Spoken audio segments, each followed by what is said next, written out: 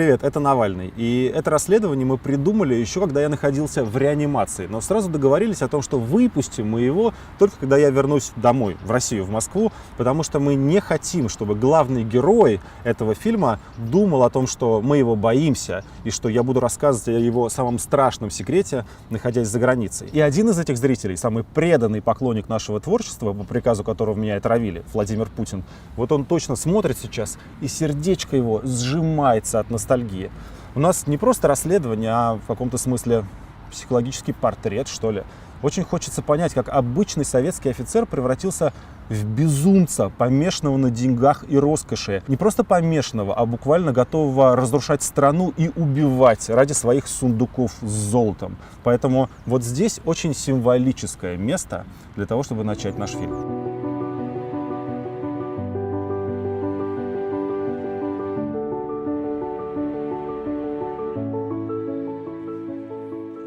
Я в Дрездене, а вот в этом неприметном панельном здании чертили свои первые коррупционные схемы те, кто позже устроит самое большое ограбление в истории России. Они просто украдут все национальные богатства. Их лидер, 33-летний Володя Путин, будущий самый богатый человек планеты, жил здесь. В те времена все было просто, и уровень злодеяний примерно соответствовал уровню этого здания. Владимира Владимировича занимало, как же, используя служебное положение, разжиться хорошей импортной магнитолой. Но, в принципе, ни методы, ни круг доверенных лиц не изменились. Просто тогда их интересовали магнитолы, а сейчас огромные государственные предприятия. Они сидели на торжественных мероприятиях и зачитывали речи. Просто в те времена они славили дедушку Ленина и клялись в преданности идеалам коммунизма. А сейчас они крестятся в церквях и учат нас духовности и консерватизму. Сегодня мы увидим то, что считается невозможным увидеть вблизи. Мы зайдем туда, куда никого не пускают. Мы попадем в гости к Путину. Своими глазами убедимся в том, что этот человек в своей тяге к роскоши, к богатству спятил совершенно. Узнаем, чьими деньгами и как финансируется эта роскошь, и как в течение последних 15 лет дается самая большая взятка в истории и строится самый дорогой в мире дворец.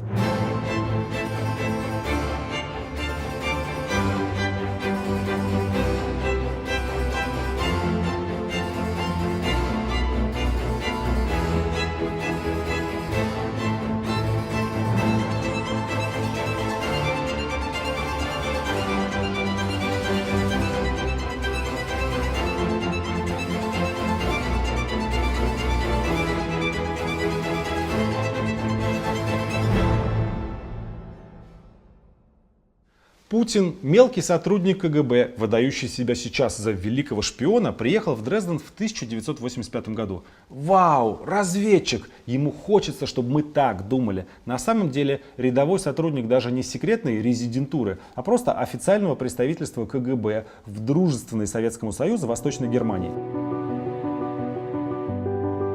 Сейчас придворные пропагандисты обожают романтизировать тот период жизни Путина. Владимир Владимирович внедрялся в логово врага. На самом деле, вот это здание такое теплое местечко, где куча бездельников типа Путина сидели на партсобраниях и награждали друг друга памятными подарками. Совсем как сейчас. 21 ноября 1987 года. Нарядный Путин, вы не поверите, на балу братьев по оружию. Мероприятие посвящено дружбе КГБ и Штази, Великой Октябрьской революции и неминуемой победе социализма во всем мире. В этот день Путину вручали награду – золотой значок, как символ дружбы между Германией и Советским Союзом. Дружба с Советским Союзом стала велением сердца каждого гражданина ГДР.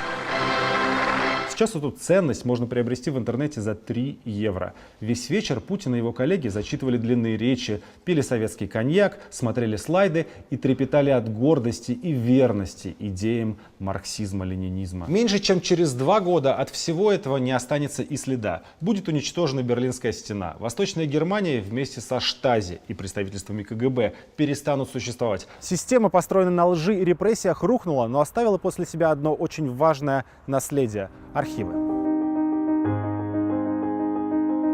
Увы, несмотря на мечты и ожидания, Путину не удалось в Дрездене построить ни карьеру, ни разбогатеть. Но зато он познакомился здесь с теми людьми, которые впоследствии станут его главными кошельками.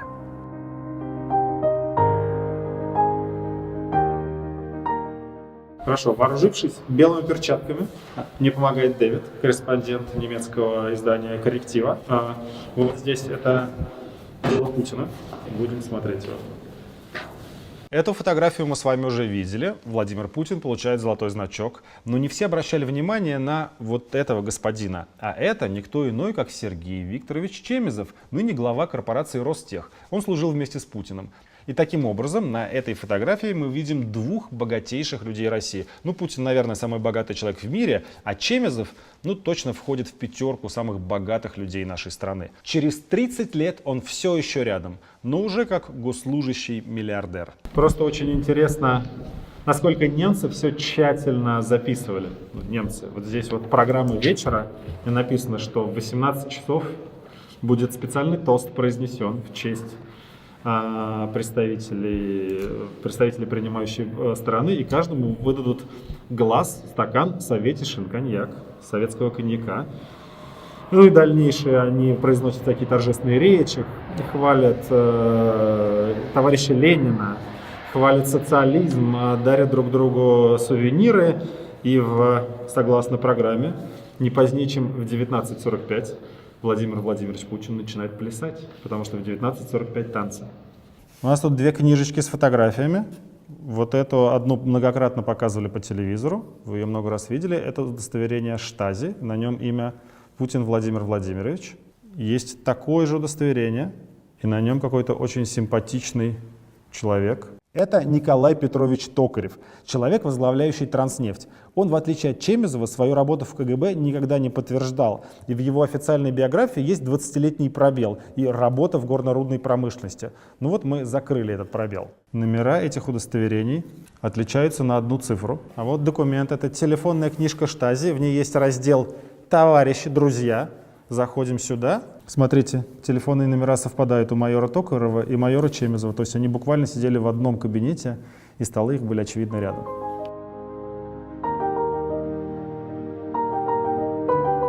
Именно здесь, в Дрездене, Путин определил свои главные жизненные принципы, которые позже станут основой российского государства. Первое.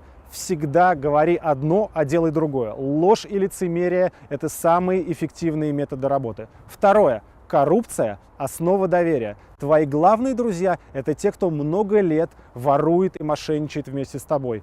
И самое главное – денег никогда не бывает слишком много.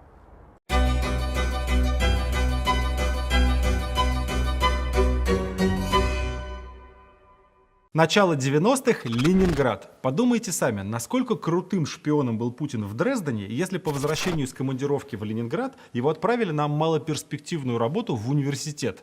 Там же работал его старый университетский товарищ Николай Егоров. Это один из малоизвестных, но ключевых и самых доверенных путинских людей. В 70-е годы Егоров и Путин сидели вместе за одной партой, дружили. Вместе с ним обделены вниманием и два других путинских однокурсника и самых близких друга того времени – Ильгам Рагимов и Виктор Хмарин. Тогда их объединяло увлечение борьбой. Запомним их. В 1991 году тот же Егоров оказал Путину услугу, изменившую жизнь будущего президента навсегда. Он рекомендовал Путина на работу в мэрию Санкт-Петербурга в Комитет внешних связей. Сейчас ужасно занятно вспоминать эти страницы биографии Путина. Он ведь у нас любит рассказать, как переживал развал СССР. Крушение Советского Союза было крупнейшей геополитической катастрофой века. Он осуждает 90-е, ельцинизм, демократов и всех вокруг называет иностранными агентами. Я не буду называть бандой тех людей, которые были у руля в 90-х годах, но хочу отметить, что за это время у нас полностью развалилась социальная сфера, промышленность, оборонка. Мы утратили оборонку. Мы практически развалили вооруженные силы, довели страну до гражданской войны, до кровопролития на Кавказе. А в те времена Путин, сверкая пятками, побежал работать на одного из главных демократов тех времен, радикального критика СССР Анатолия Собчака. И вот оно, свершилось. Человек, мечтавший всю жизнь о деньгах, до этих денег наконец дорвался. Оказался на должности, где есть что красть, где дают взятки. И здесь наш Владимир Владимирович развернулся. Самая известная и хорошо расследованная тема – это экспортные лицензии. Путин занимался выдачей таких лицензий фирмам, которым разрешалось продавать нефтепродукты, лес, алюминий, медь, хлопок, любое сырье за границу в обмен на еду. Буквально нефть в обмен на сахар и картошку, лес в обмен на детское питание. Анатолий Александрович как раз сообщил о том, что на Украине подготовлено к отправке у нас в Петербург 2500 тонн сахара. Таким образом, мы выходим из положения. Ну, так, не будем говорить, гоп, пока не перепрыгнем, так? Путин лично распределял лицензии и, как выяснилось потом, отдавал их фирмам-однодневкам, связанным в том числе и с ним, и с его друзьями. И схема была элементарной. Сырье уходило за границу, фирмы прокладки получали за него деньги, а продукты по бартеру не приходили. Это наша родина. Это самое дорогое, что у нас есть.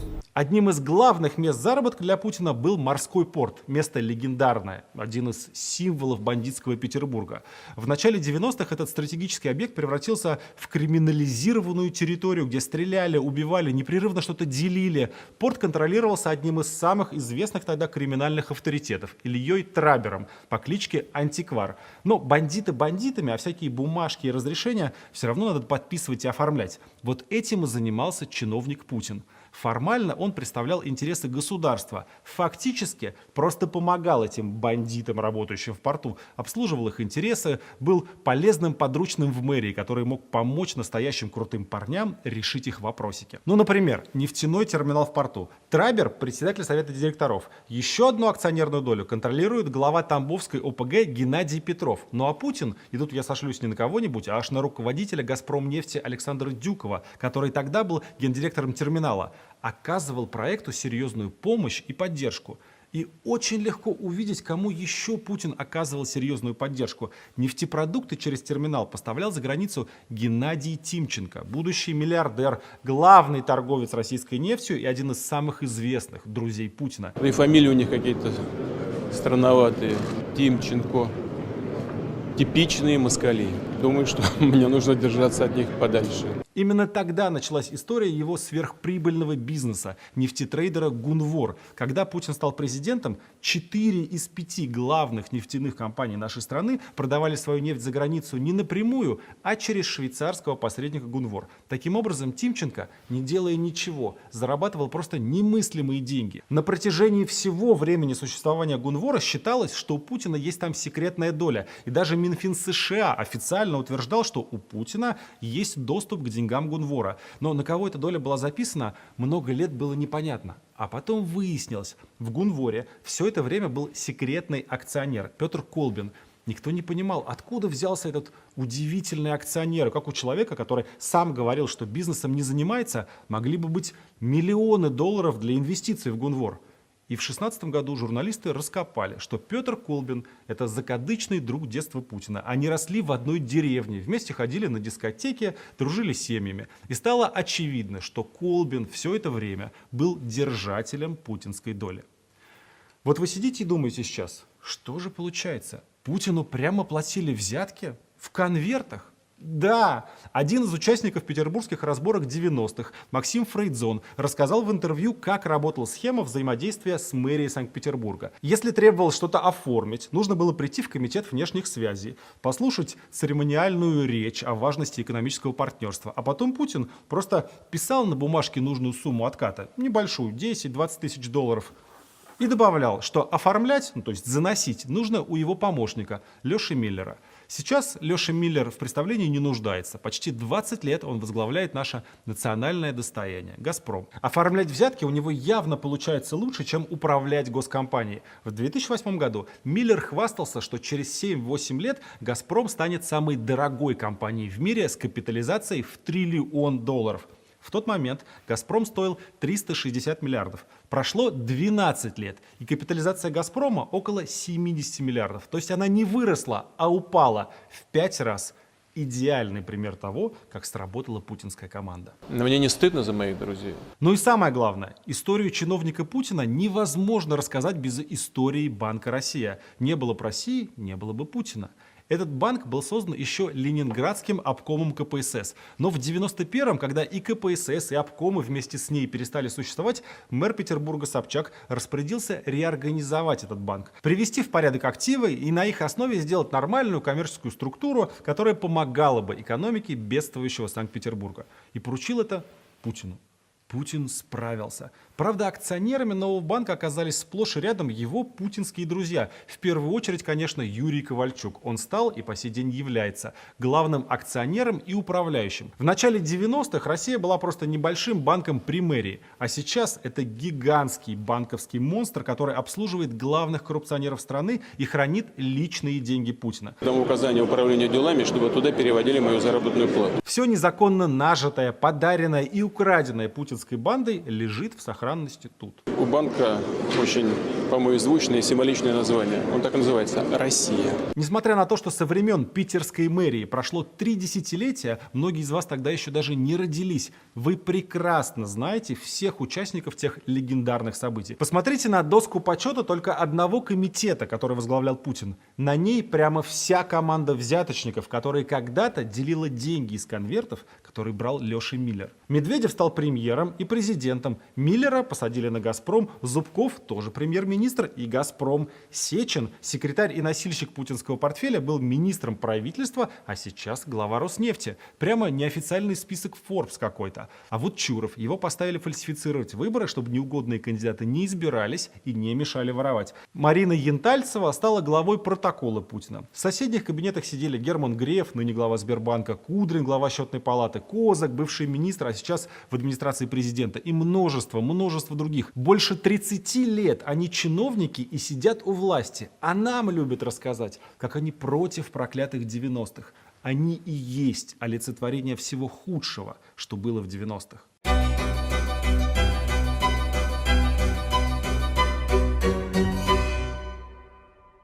Все это старые, хорошо известные и описанные журналистами истории. Даже немного лет спустя, а прямо во время путинской службы в мэрии Собчака, вокруг него были скандалы, парламентские расследования, доклады о коррупции. О махинациях Путина писали в газетах. И по-хорошему Путин должен был сесть еще тогда, в 96-м, когда они с Собчаком потеряли власть, проиграв выборы. Путин, кстати, тогда активно работал в избирательном штабе Собчака. И именно с того момента он понял, что честные выборы — это ужасная вещь.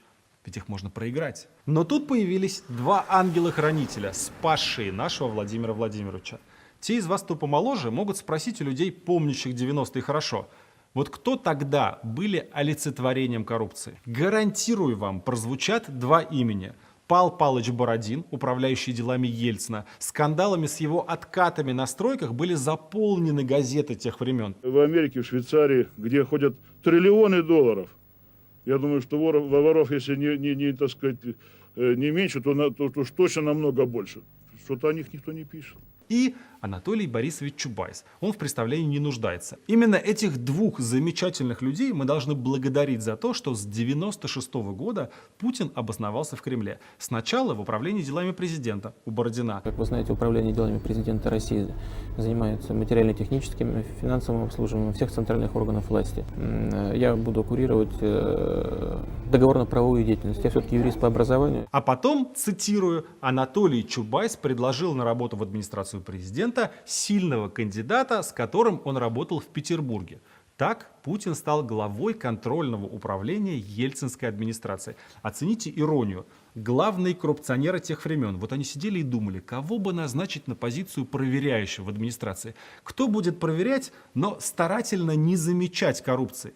И они выбрали Путина. Это моя профессия, и это интересно для меня. Путину выделили госдачу в Архангельском, служебную машину, но вообще-то о его образе жизни известно довольно мало. Но мы нашли отличного свидетеля тех времен, непосредственного участника всех событий, бывшую жену Путина, Людмилу. В середине 90-х Людмила Путина во время своей поездки в Гамбург познакомилась с немецкой женщиной по имени Ирен, и у них завязалась дружба по переписке. Несколько лет они посылали друг другу рукописные письма, в которых Людмила подробно рассказывала о своей жизни. Вот эти письма. Здесь 96-й, 97-й, 98-й года. Потом они перестали общаться. Бывшая подруга даже написала книгу об их дружбе с Людмилой. Она называется «Пикантная дружба». Ее издали на русском в 2002 году, но с прилавков она быстро пропала, к сожалению. Там есть отличные фотографии уже очень узнаваемых дочерей Путина или этих женщин, как он их сам называет. Упомянули одну женщину, упомянули вторую. Мы внимательно изучили каждое слово и в книге, и в самих письмах. В основном там нам совершенно неинтересные рассказы о личном, про погоду, про детей, гороскопы, но кое-что важное там все-таки есть. Во-первых, откуда эти письма посылались? Сверху страницы можно заметить номер телефона. Людмила Путина отправляла их либо из дома, либо из офиса, как она сама это пишет. И этим офисом был Санкт-Петербургский морской порт. Тот самый, который благодаря помощи чиновника Путина оказался в собственности криминального авторитета Ильи Трабера. Что же там делала жена чиновника? Или вот, офис под названием Интеркоммерц Варник. Это Матиас Варник, банкир и бывший сотрудник Штази, который работал с Путиным еще в Германии, а потом переехал в Питер возглавлять Дрезднер-банк. Немецкая подруга Людмилы Путина очень удивлялась тому, как близки Путины и Варник. Варник оплачивал лечение Людмилы Путиной за границей. Он брал на себя расходы и организацию семейных отпусков Путиных. Гостиницы бронировались на его имя. Это вообще-то называется взятка, полученная в натуральном виде. Путин работает в администрации президента, а немецкий банкир и бывший сотрудник спецслужбы оплачивает расходы его семьи. Мне кажется, именно такое и надо называть любимым путинским термином – иностранный агент. Не мы придумали сам термин «иностранный агент». Этот закон действует с 30-х годов в США. В 1938 или в 1939 году он был принят, по-моему, в 1938. И работает прекрасно. Расходы Варнига на семью Путина были возмещены с лихвой. Сегодня этот человек – управляющий директор Северного потока, а также член Совета директоров Роснефти, Транснефти, Банка России, Русала, член наблюдательного совета ВТБ и административного совета швейцарского Газпрома. Кроме отпусков, к которым мы еще вернемся, сразу бросается в глаза абсолютная помешанность семьи Путина на недвижимости. К тому времени они уже получили одну служебную квартиру в Петербурге, но с переездом в Москву все, что беспокоило Путиных, получат ли они новую квартиру от города и отнимут ли у них старую квартиру. Людмила с досадой рассказывает, что их друзья Чемезовы уже получили квартиру двухэтажную и описывает ее каждый угол с точностью до квадратного метра. С Сечиным, кстати, была очень похожая история, но узнаем мы ее уже не из писем, а из недавней книги о Путине. Там общий знакомый Путина и Сечина рассказывает, как их расселили в служебные квартиры после переезда в Москву. Когда Владимир Владимирович пришел в гости к Игорю Ивановичу, он поинтересовался: а сколько у тебя квадратных метров? И квартира Сечина была 317 метров, а у Путина 286. И Сечин рассказал своему знакомому, что Путин сказал лишь «поздравляю», но ощущение сложилось, как будто он хотел его застрелить метким выстрелом в голову. Еще несколько недель после этого они не разговаривали. Из писем Людмилы мы узнаем очень много о жизни Путина уже на излете тех самых лихих 90-х. С кем они общались, куда ездили. Людмила подробно описывает каждые каникулы. Вот в 96-м году они проводят 6 недель в Давосе вместе с семьей Шамаловых, с которой через 15 лет породнятся. Несколько раз в год семья чиновника Путина обязательно ездит во Францию. Летом отдыхать на море, а зимой кататься на лыжах. А вот мой любимый фрагмент. Людмила Путина разоблачает типичное путинское же вранье. Она описывает, как летом 98-го года они поехали в отпуск в Канны на 6 недель.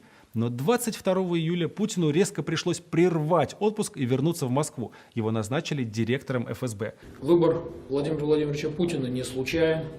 Это профессионал, человек по всему спектру задач, стоящих перед Федеральной службой безопасности, имеющий опыт. В единственной официальной биографии Путина этот эпизод тоже описан. Только по этой версии отпуск был не в Каннах, а на Балтийском море. И были там не Путин и всей семьей, а только Людмила. И вот мы удивляемся деградации спецслужб и разгулу коррупции. А чему удивляться, если уже в 98 году главой главной спецслужбы назначили чиновника, семья которого 1,5 месяца живет в гостинице на Лазурном побережье Франции? Но вот на какие деньги? Понятно, что на коррупционные. Понятно, что его ставят директором ФСБ такие же воры, чтобы он решал их вопросы. Посмотрите на эти кадры. Загореленький Путин, прилетев из Франции, сидит в день назначения рядом с Кириенко и радуется возвращению в родной дом.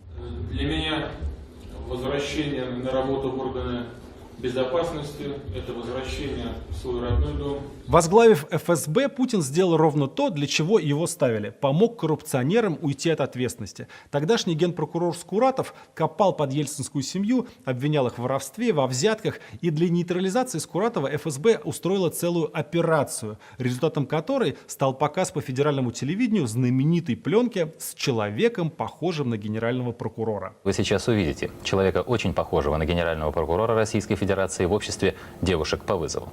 Мы обязаны предупредить, это нельзя смотреть детям до 18 лет. После публикации Путин выступил лично и сказал, что это никакой не человек, похожий на Скуратова, а сам Скуратов, и он должен уйти в отставку. Мое мнение по этому вопросу известно.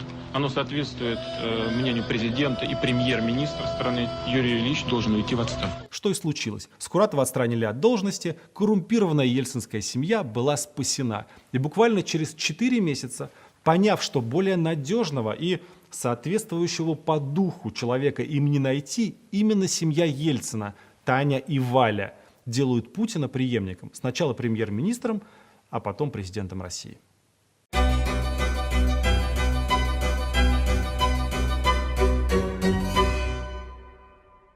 Как только Путин укрепился у власти, то есть подчинил себе телевидение, суды и наладил систему фальсификации выборов, началась и продолжается до сих пор самая большая операция по распилу и присвоению России. По кусочку каждому другу. Один садится на потоки «Газпрома», второй начинает доить «Роснефть», третий забирает себе крупнейшие стройки. Шайка взяточников и жуликов из питерской мэрии захватила все ключевые посты и объявила себя гениальными управленцами и спасителями России. Но несмотря на то, что наши герои приоделись и окружили себя сотнями охранников, ключевой принцип, на котором все держалось со времен лихих 90-х в Питере, никуда не делся. Хочешь воровать из бюджета и пилить госсобственность? Делись с Путиным. Но я согласен, договорились. Отлично, договорились. И если когда-то Путин писал на бумажке сравнительно небольшие суммы в долларах, а Леша Миллер их для него собирал, то в этот раз на бумажке написали слово. И это слово — дворец.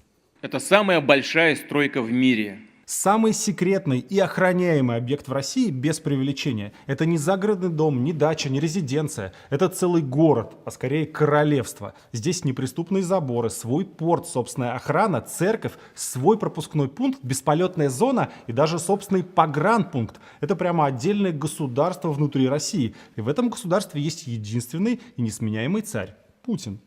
Погодите, скажете вы, мы слышали про этот дворец, знаем, что когда-то его строили для Путина, но потом, когда вся история вскрылась, стройку заморозили, а дворец купил какой-то бизнесмен. И вы нам рассказываете какую-то старую историю. Ошибаетесь. Эта история не знакома никому. Во-первых, вы не представляете себе истинных размеров этого дворца. Во-вторых, никакой продажи не было. Это юридическая иллюзия, постановка, созданная с помощью нескольких фиктивных сделок и активной кампании в СМИ. Единственный настоящий хозяин этого знаменитого места с самого начала по сегодняшний день — Владимир Владимирович Путин. Ну и в-четвертых, заглянув внутрь, вы поймете, что президент России психически нездоров. Он помешался на богатстве и роскоши. Представляете себе княжество Монако. Это маленькая, но все же отдельная страна. А здесь владение размером с 39 княжеств Монако. Построено так, чтобы к нему нельзя было подобраться ни по земле, ни по морю, ни по воздуху. Тысячам людей, работающим там, запрещено приносить с собой даже простенький мобильный телефон с камерой. Приезжающие машины досматривают на нескольких КПП с помощью зеркал, ямы с видеокамерами, обыскивают багажники и бардачки. Но мы с вами все равно зайдем. Что это такое? Совсем с ума сошли, что ли? Много лет мы показывали вам имущество коррумпированных чиновников с воздуха, снаружи. Но дворец самого коррумпированного мы покажем изнутри. Кроме экскурсии по царским палатам, я уверен, что вы ее ждете с нетерпением, вы узнаете, что настоящий дворец Путина — это не просто вот этот дом, а еще и 7800 гектаров земли, почти 300 гектаров виноградников в 4 разных местах, шато, винные заводы, устричные фермы и бесконечная роскошь. Я расскажу, откуда этот дворец взялся, на чьи деньги построен и на чьи деньги его продолжают строить прямо сейчас. Поехали.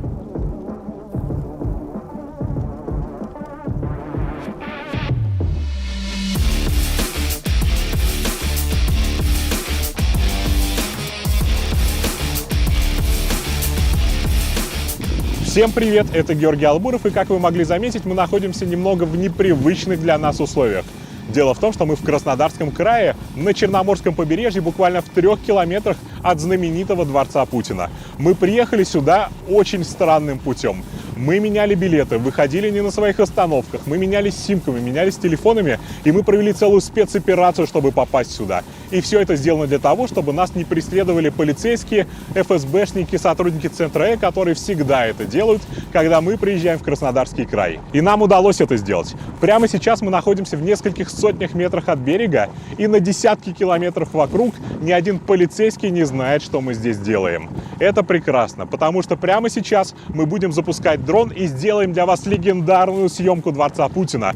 Этот дворец еще никто не видел с дрона. Он секретный, он настолько засекречен, что его охраняет Федеральная служба охраны.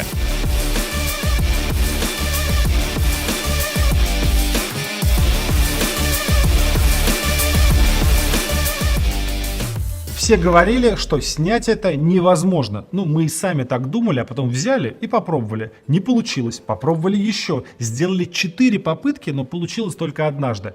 Представляем вам самый секретный дворец в России. Дворец Путина под Геленджиком. Вот он, прямо перед вами. Это самый большой частный жилой дом в России. Его официальная подтвержденная площадь по документам 17,5 тысяч квадратных метров. Его даже особо не с чем сравнивать. Самые роскошные дома на Рублевке в несколько раз меньше. Это новый Версаль или новый Зимний дворец. По-настоящему царское место. Любуемся на него снаружи. Пока только снаружи. Давайте подлетим достаточно близко, чтобы увидеть все в деталях. Так, что это происходит? Какой-то синий брезент, окна законопачены, бассейн закрыт, стройматериалы лежат на земле, снуют еле заметные на фоне дворца рабочие. Что же происходит? Почему здесь стройка? Ведь на спутниковых снимках 6-летней давности было видно, что дворец полностью готов. Нам объяснили строители. Все действительно было готово уже давно, но потом случилась катастрофа. Имя ей плесень и разгильдяйство. Дворец был спроектирован с ошибками. Не работала вентиляция, тек потолок и высокая влажность. В общем, решили переделать все. Вообще все.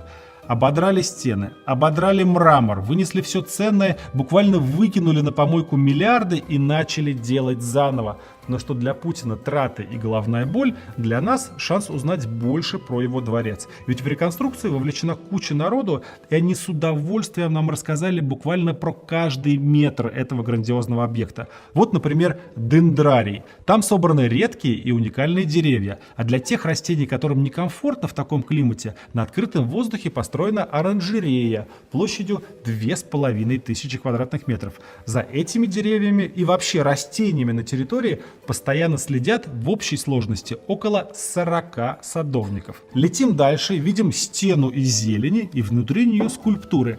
Жаль, нельзя разглядеть, кто там. Может быть, памятник покровителю Ельцину, может быть, Леше Миллеру с конвертом, может быть, бюст богини воровства или скульптурная композиция «Эти женщины». Дальше очень важный объект – церковь. Не храм Минобороны, конечно, но и вообще не очень православно выглядит. Куча каких-то строительных вагончиков, там, очевидно, живут рабочие. Видим гигантский 80-метровый мост. В любом российском регионе открытие такого было бы целым событием, а здесь он просто нужен для прохода к чайному домику. Справа видим 2 вертолетные площадки. Странно, раньше-то их было 3. Одну убрали и насыпали вместо нее гору. Только вот какую-то очень странную гору с въездами внутрь. Мы долго пытались понять, что там внутри, и в какой-то момент на спутниковых снимках увидели внутренности этой горы. Прямоугольник со скругленными углами размером 56 на 26 метров. Да это же хоккейная коробка. Действительно, ну зачем нужен дворец, в котором нельзя играть в хоккей? Интересно, подземный хоккейный комплекс мы видим впервые. Узнается бункерный стиль хозяина. Он явно любит сидеть под землей. Наверное, воображает себя гномом, охраняющим золото из фильма «Властелин колец». Подрядчики подтвердили нам, что да, под землю зарыли ледовый дворец, который вообще-то высотой с 5-этажный дом. Немного шокированные, летим дальше к той части дворца, которая отвечает за его жизнедеятельность. Видим 200-метровое здание с вышкой и кондиционерами. Оно не подписано в документах, но к нему подведен нефтепродуктопровод, а от него идут сети теплоснабжения. Значит, это такая котельная. Огромная мачта дальше отвечает за связь. Там находятся как базовые станции сотовых операторов, так и антенны правительственной связи.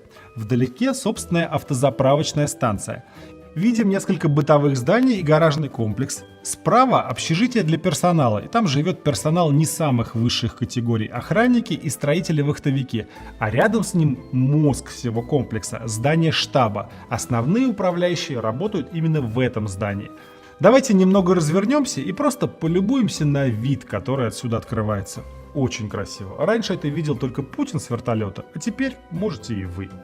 Отлетим в дальнюю часть дворца, чтобы посмотреть еще на пару объектов. Вот грандиозный забор. Через такой ни один вор снаружи не пролезет. Справа то самое здание, ради которого построили 80-метровый мост. Это гостевой дом, он же чайный домик, площадью 2500 квадратных метров.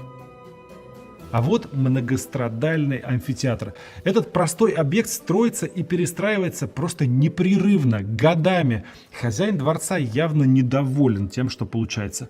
Может быть, место должно больше подходить для гладиаторских боев между Сеченым и Чемизовым. Может быть, виолончелист Рал Дугин критикует акустику. Нам остается только гадать. Но рабочие копошатся там постоянно. Отлетаем еще. Так. А как на пляж-то сходить? Плавки надел, ласты взял, а спуститься как? Гаража. А вот тут есть специальный вход в тоннель, который строили те же люди, что строят метро. Это уникальная конструкция, которая позволяет не только удобно попасть на море, но и укрыться в случае войны или нападения со стороны жителей Геленджика. И у этого тоннеля есть небольшой секретик, который раскрыл нам один из строителей дворца. Вот тут, видите, какая-то дверца, что ли? Посмотрите на эту фотографию, тут видно чуть лучше. А вот это место на схеме тоннеля. Это, друзья мои, дегустационная комната, специально замаскированная под гору. На самом деле это огромное окно, из которого открывается лучший из возможных видов на море. Здесь можно наслаждаться бокалом вина, и что самое главное для нашего национального лидера, это не какой-то балкон, где ты постоянно в опасности, а очень безопасное подземное место, где тебе ничего не угрожает. А теперь то, что с помощью дрона показать невозможно. Масштаб. Мы с вами летали вот тут. Это тот самый огромный дворцовый комплекс, участок под ним 68 гектаров. Но на самом деле территория дворца примерно в 100 раз больше. Вот этот участок, леса и горы площадью 7000 гектаров, 70 миллионов квадратных метров, принадлежит ФСБ. И в сентябре 2020 года он целиком был передан в аренду до 2068 года фирме, которой принадлежит дворец. Знаете зачем? Для осуществления научно-исследовательской и образовательной деятельности. На самом деле, конечно, единственная цель аренды этого реально гигантского участка земли, который в 3 раза больше соседнего Геленджика, это создание чего-то типа буферной зоны вокруг дворца Путина, чтобы никто не мог случайно, гуляя по красивым местам, подойти слишком близко к забору секретного объекта. И не только по земле. Обычно, чтобы выйти в море на любой лодке, хоть на надувной, хоть на яхте, надо выполнить простую процедуру. Позвонить в местное пограничное управление ФСБ и по телефону уведомить их о своих планах. Чистая формальность. Рыбачить, купаться, по большому счету, можно где угодно. Но не тут. Добрый день, да. С Новым годом. С Новым годом вас. Вы за границей хотите пойти или просто хотите здесь в районе Московешки по рыбачке? Ну, от Джанхота до Креницы хотим вот примерно в этом вот диапазоне походить. Ну, тогда будет большая просьба к вам, будете копаться, знаете? Представляем, это после скалы Парус, по-моему, да? Да, после скалы Парус там, да, будет небольшой такой мысль. Вот его надо вам будет обойти за милю. За милю? Да. Понял. А что там такое? Там авария, что ли, какая-то? Нет, ну это как бы наша просьба к вам, чтобы вы именно этот участок обходили за милю, если пойдете. Если не пойдете, то здесь, пожалуйста, в пределах. А скажите, пожалуйста, с этим Сидокопасом это всегда так или вот какие-то дни просто там сейчас... Да, всегда. А, я понял. Это согласование с другим, наверное, ведомством надо, с этими, с ФСОшниками, я так понимаю. Да, конечно. А письменно или как-то тоже, может быть, по телефону через дежурного? Это не никак вообще не согласовывать. Ну я понял. Ну ладно, так. Мы не согласовываем этот вопрос. То есть всех рыбаков из-за путинской дачи просто отправляют в обход, в открытое море, за 2 километра от берега. И все ради того, чтобы никто случайно вблизи не увидел, что же там такое построено на этом мысе Идекопас. И с воздуха к даче тоже не подобраться. Над ней официальная бесполетная зона URP-116, прямо как над атомными электростанциями или секретными военными объектами. В приказе Министерства транспорта указан адрес и телефон тех, кто отвечает за эту зону. Гуглим адрес, либо за бесполетную зону над Путинским дворцом отвечает интернет-магазин «Шустрик», либо пограничное управление ФСБ по Краснодарскому краю. Зачем ФСБ устанавливать бесполетную зону над частным дворцом? Ответ может быть только один. Значит, это дворец того самого человека, за безопасность которого отвечает ФСБ. Для меня это очень важно. Я уже говорил, что без этого работать невозможно. Как же можно это было все построить в тайне от всей страны, кричит сейчас любой нормальный человек. Подземные хоккейные стадионы, тоннели внутри горы. Это же колоссальные работы и не менее колоссальные деньги, которые кто-то должен был заплатить. Совершенно верно. Мы все выяснили и сейчас вам расскажем. Опять переносимся в прошлое, как раз примерно в то место, на котором мы остановились в прошлый раз. 2005 год. Путин только-только заступил на свой второй срок. Там, где сейчас стоит дворец, чистое поле, точнее гора. Глава управделами президента, путинский дружок по временам питерской мэрии Владимир Кожин, подписывает инвестиционный договор на строительство тут детского спортивно-оздоровительного лагеря круглогодичного действия. Строить, согласно договору, будут вместе управделами президента и инвестор, компания «Лирус». Никакого лагеря, конечно же, строить никто не собирался. Я постоянно повторяю, Путин всегда врет. И тогда, в 2005 году, под вывеской лагеря сразу собирались строить дачу. Мы говорим одно, а делаем другое. Акционерами «Лируса» были 3 человека. Николай Шамалов, тот самый друг семьи, а в будущем сват, с которым Путин в 1996 году отдыхал 6 недель в Давосе. И еще 2. Полковник КГБ в отставке Дмитрий Горелов и предприниматель Сергей Колесников. Зачем вдруг эти люди решили строить детский лагерь под Геленджиком? Один из них нам об этом рассказал. Где-то в 2005-2006 году возникает такая идея. Вот хотелось бы построить какой-то небольшой домик на берегу Черного моря, но все-таки президентский срок не может быть вечным.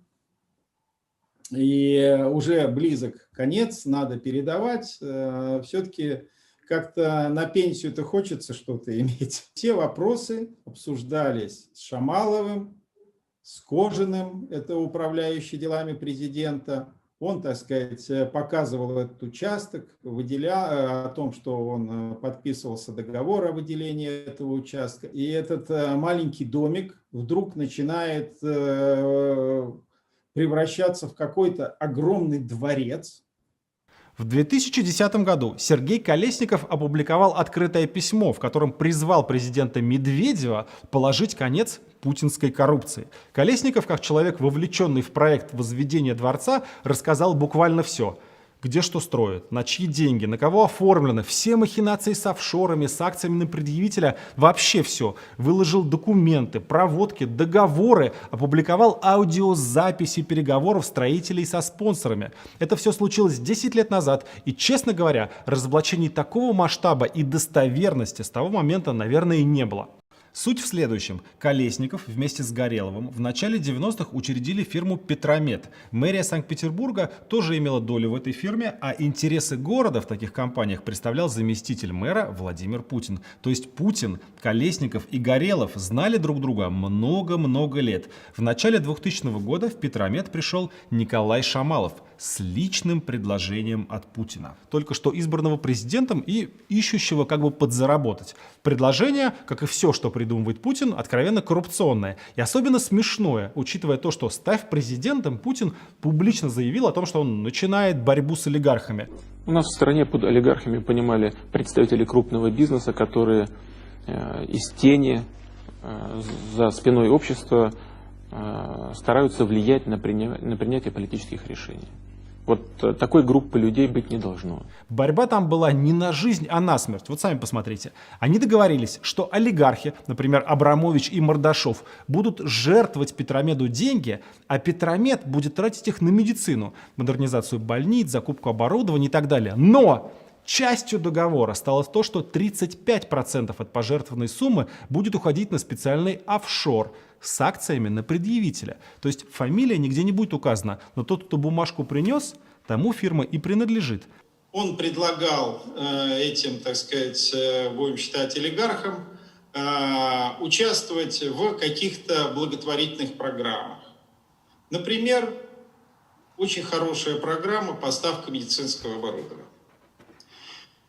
Было в Шамаловом сформулировано условие, что 35% от этих поставок необходимо, как говорится, сохранить. И затем, вот это очень важная вещь, никогда в начале, когда мы принимали решение, не было разговора о дворцах, о каком-то кэше и так далее. И эти деньги направить на инвестиционные проекты для развития в России производства медицинского оборудования.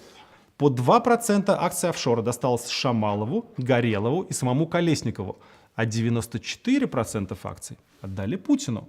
Или Михаилу Ивановичу, как его в целях конспирации называли участники проекта. Откуда взялась эта штука, Михаил Иванович? Что это такое?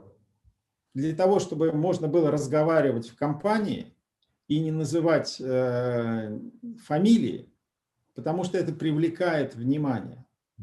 Вот стоят люди рядом, и если ты произносишь, например, слово «Путин», сразу все ушки раз, и стали на тебя направлены и начинают ловить каждое слово. Путин был Михаил Иванович, а кто еще Да. там? Тимченко был... Тимченко был Гангрена. А Кожев? Шамалов был профессор Преображенский. Вообще-то это называется откат, но Путин назвал это Росинвест. Без приставки «Рос» он, видимо, не умеет делать проекты. Изначально предполагалось, что Росинвест станет чем-то вроде личного инвестфонда президента. Тот будет брать эти откаты от всяких Мордашовых и Абрамовичей, но патриотично инвестировать их в российские предприятия, находящиеся в упадке, а потом записывать это себе в заслуги и зарабатывать политические очки. Да, почти забыл. Еще они договорились, что на эти деньги построят дворец. Инвестиционные проекты действительно какие-то были, но недолго. Через некоторое время Шамалов, который был главным связным от Путина и человеком, на которого записали объект в Геленджике, велел свернуть все проекты, кроме дворца. И потом нам говорят, надо все свернуть, надо все... Ну вот это был кризис 2008 года. Нужно все свернуть, все закрыть, потому что на дворец не хватает денег. Ну, я сказал, что я не буду строителем дворца. Все деньги Росинвеста должны были быть перенаправлены на геленджикскую стройку века. Колесников, в чьи планы не входило посвятить свою жизнь и бизнес Путинскому дворцу, пишет то самое письмо и рассказывает подробности произошедшего. К тому моменту на еще недостроенный дворец уже было потрачено несколько сотен миллионов долларов, а общая запланированная смета ни много ни мало $1 миллиард. История, рассказанная Колесниковым, через несколько лет подтвердилась и знаменитым панамским досье, и другими расследованиями. Вот, например, хорошее сделало агентство Reuters.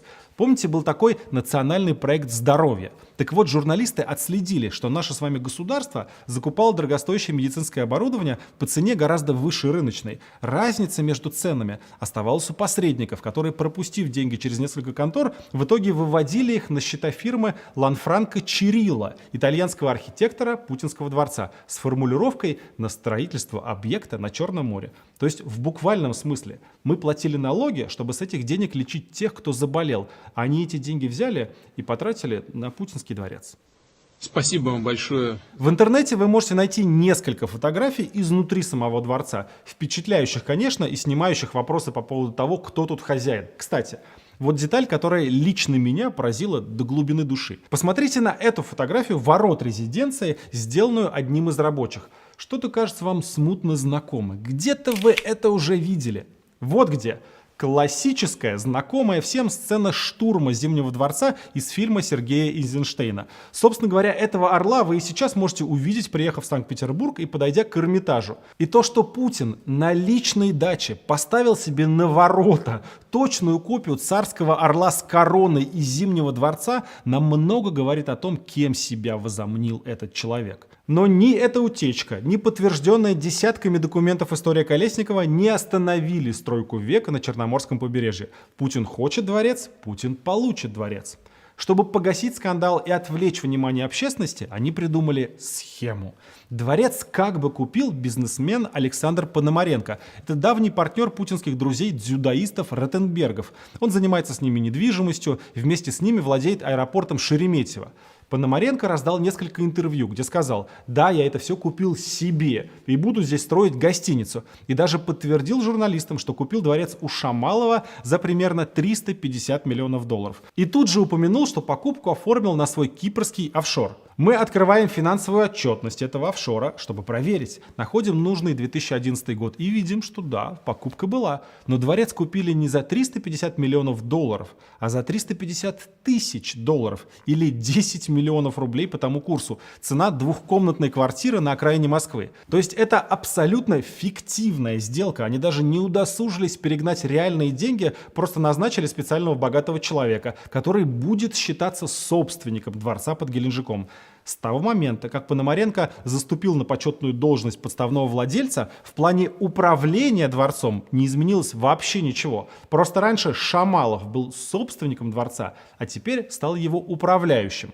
После Шамалова дворцом начала управлять какая-то компания «Инвестстрой». Непосвященному человеку это должно было указать на то, что никакой связи с Путиным вообще не осталось. Директор некий Балат Закарьянов, а собственниками оформлены какие-то Татьяна Кузнецова и Инна Колпакова. Офшор, на который записан дворец, по доверенности представлял человек по имени Иван Сердитов.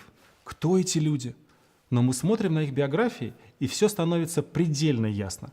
Балат Закарьянов, тогда директор управляющей компании дворца, сейчас указом Путина назначен начальником управления общественного питания, управления делами президента России. Татьяна Кузнецова – это жена Олега Кузнецова, тогда действующего начальника восковой части 1473 Федеральной службы охраны, которая участвовала в строительстве дворца в качестве заказчика-застройщика. Сейчас эта восковая часть переименована в более понятное – Управление эксплуатацией имущества органов государственной охраны. Инна Колпакова – это жена Александра Колпакова, в то время начальника управления службы безопасности президента России. В задачи этого подразделения входит строительство и управление резиденциями главы государства. А сейчас Александр Колпаков, управляющий делами президента РФ Владимира Владимировича Путина. Иван Сердитов – это молодой юрист, который в то время работал в фирме Егоров, Пугинский, Афанасьев и партнеры. Егоров, узнаете? Это тот самый Николай Егоров, однокурсник Путина, который потом устроил его в мэрию к Собчаку. Сейчас Сердитов – глава правового управления, управления делами президента. Ну и небольшой бонус, чтобы вы поняли, как выгодно охранять путинские секреты. Вот тут, на набережной Геленджика, в 2015 году были построены 4 1000-метровых дома, рядышком. Один получила управляющая Татьяна Кузнецова, второй – тесть Колпакова, третий – архитектор дворца Ланфранко Чирилла, ну и четвертый, самый большой, принадлежит сыну Балата Закарьянова. Так что сколько бы нам ни рассказывали, что этот объект принадлежит некому бизнесмену, это наглая ложь. Не бывает над домами бизнесменов бесполетных зон. Не строят их сотрудники ФСО и не охраняют сотрудники ФСБ. Перед домами бизнесменов не закрывают моря даже для рыбацких лодок. Ни у кого не может быть ни малейших сомнений в том, что это дворец Путина. Перейдем к интерьерам. Это, конечно, не просто здание, это символ 20 лет правления Путина. И то, как он выглядит, и то, как его скрывают, и то, кто за него платит, и даже то, что его строят уже 15 лет и все никак не могут закончить. Вот представьте, у вас есть неограниченное количество денег, вся власть и любые ресурсы. Как вы это используете? Мы знаем много разных примеров. Самые богатые люди мира часто тратят свое состояние на благотворительность, или строят университет, или огромную больницу, которую назовут их именем. Какую же свою мечту реализует Путин? Вот ради чего он все это устроил? 20 лет у власти, репрессивные законы, обворованный нищий народ, полное уничтожение политики, переписанная конституция, посаженные люди. Сейчас мы увидим ответ. Ради золота и мрамора, ради диванов и кушеток в стиле Людовика XIV, ради мозаик, фресок, витражей, собственного театра и даже аквадискотеки. Я обещал вам, что мы попадем в гости к Владимиру Путину. И мы попадем, несмотря на то, что нас туда никто не приглашал. Поможет нам один из важных подрядчиков, работавших на обустройстве дворца. Он сам был настолько ошеломлен и взбешен роскошеством убранства и безумными ценами на мебель, что прислал нам детальный архитектурный план этого объекта. Здесь есть все, от рисунка узоров на полу до артикулов всех предметов мебели и расстановки розеток. То есть мы с вами в буквальном смысле увидим, на каких конкретно диванах сидит Владимир Путин, на каких кроватях лежит и за какими столами ест. Посмотрите, вот здесь есть цокольный этаж, здесь огромный бассейн, спа-зона, массажный кабинет, косметологический кабинет, какая-то спа-капсула, сауны, хамамы, купели и чаши для купания. Из бассейна можно попасть на улицу, в место, которое обозначено на плане как аквадискотека. Я, честно говоря, не знал, что такое существует. Вот это место на плане, а вот его фотография. Что-то типа фонтана, в котором можно сидеть и заказывать напитки. И поверьте, это еще не самый большой сюрприз, который ожидает нас на даче Путина. Здесь десятки подсобных помещений, без которых не обойтись, когда ты живешь жизнью настоящего монарха. Комнаты для персонала, врачей, управляющих, поваров, гардеробные для официантов, мясорыбный цех, овощной цех, цех выпечки, цех обработки яиц. И вот это хорошо, склад грязи, 18 квадратных метров. Очевидно, что для комфортной жизни президенту Путину нужно много грязи. Ну и из более традиционного. Здесь есть коктейль-холл, из которого можно попасть либо в домашний кинотеатр, либо в дегустационную комнату и винный погреб. Замечательно. А вот на первом этаже тренажерный зал с татами. Рядом куча интересных помещений типа читальни или музыкальной гостиной. А вы думаете, зря, что ли, Путин выучился играть на фортепиано? Нет, он планирует после тяжелого президентского дня, позаботившись о народе, прийти в музыкальную гостиную и что-нибудь сыграть для души.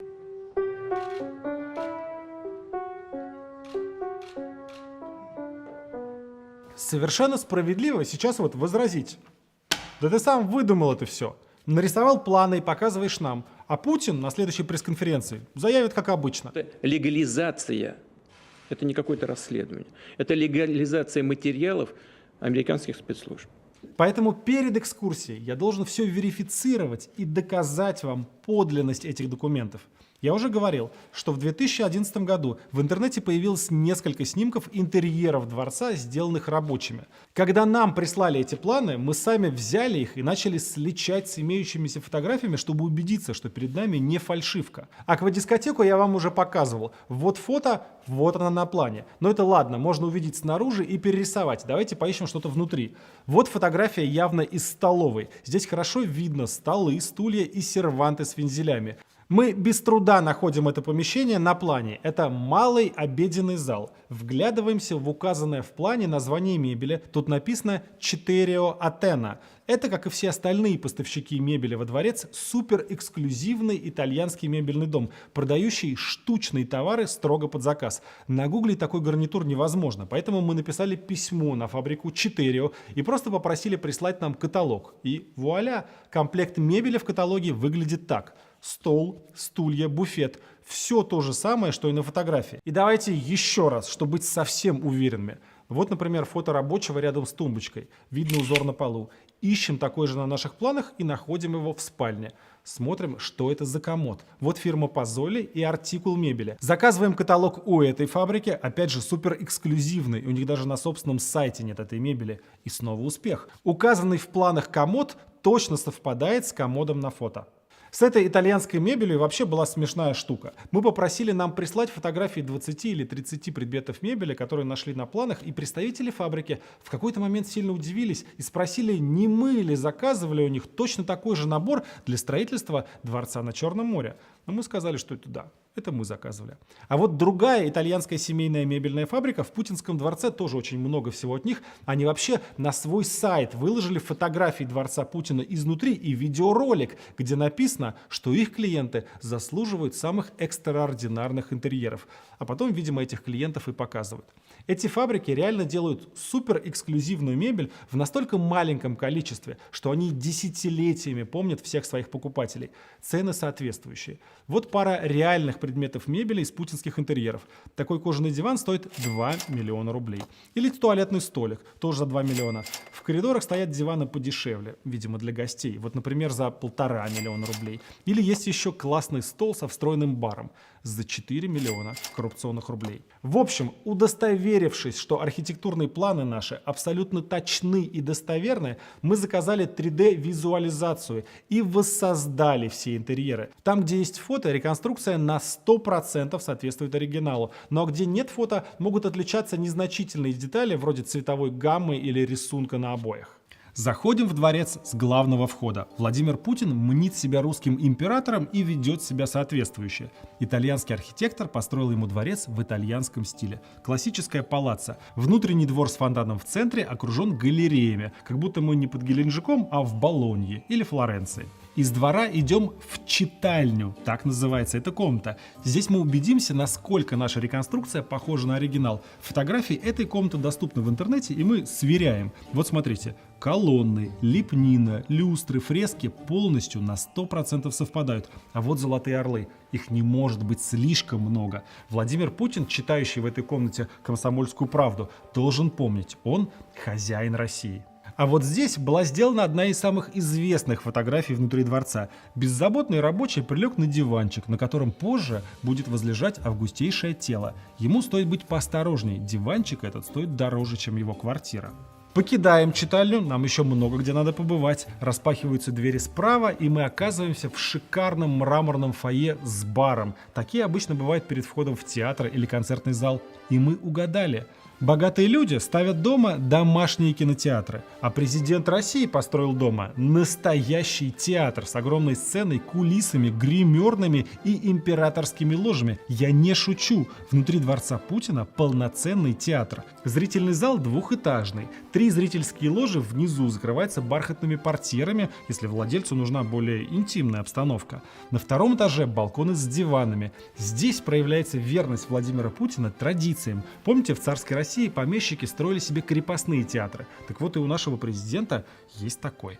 О его тяге к костюмированным вечеринкам и переодеваниям рассказала певица Ветлицкая еще в 2011 году. Вместе с другими артистами ее пригласили на закрытое выступление в резиденцию Путина на Валдае. И каково же было ее удивление, когда выступать пришлось перед Путиным и 5 его гостями, одетыми во фраки и костюмы екатерининских времен. Рассчитывались тогда с выступающими званиями народных артистов, дорогими часами, бриллиантами и самым ценным – иконой с личным автографом президента.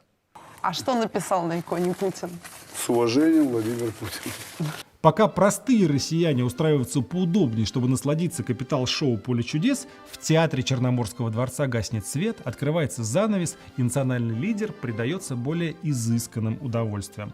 К вопросу об изысканных удовольствиях. Знаете, чем увлекается наш президент? Никогда не поверите, но он обожает кальян. Идем туда, что на плане дома обозначено как «кальянная». И правда, выглядит это как лучшая, самая дорогая кальянная города Махачкалы.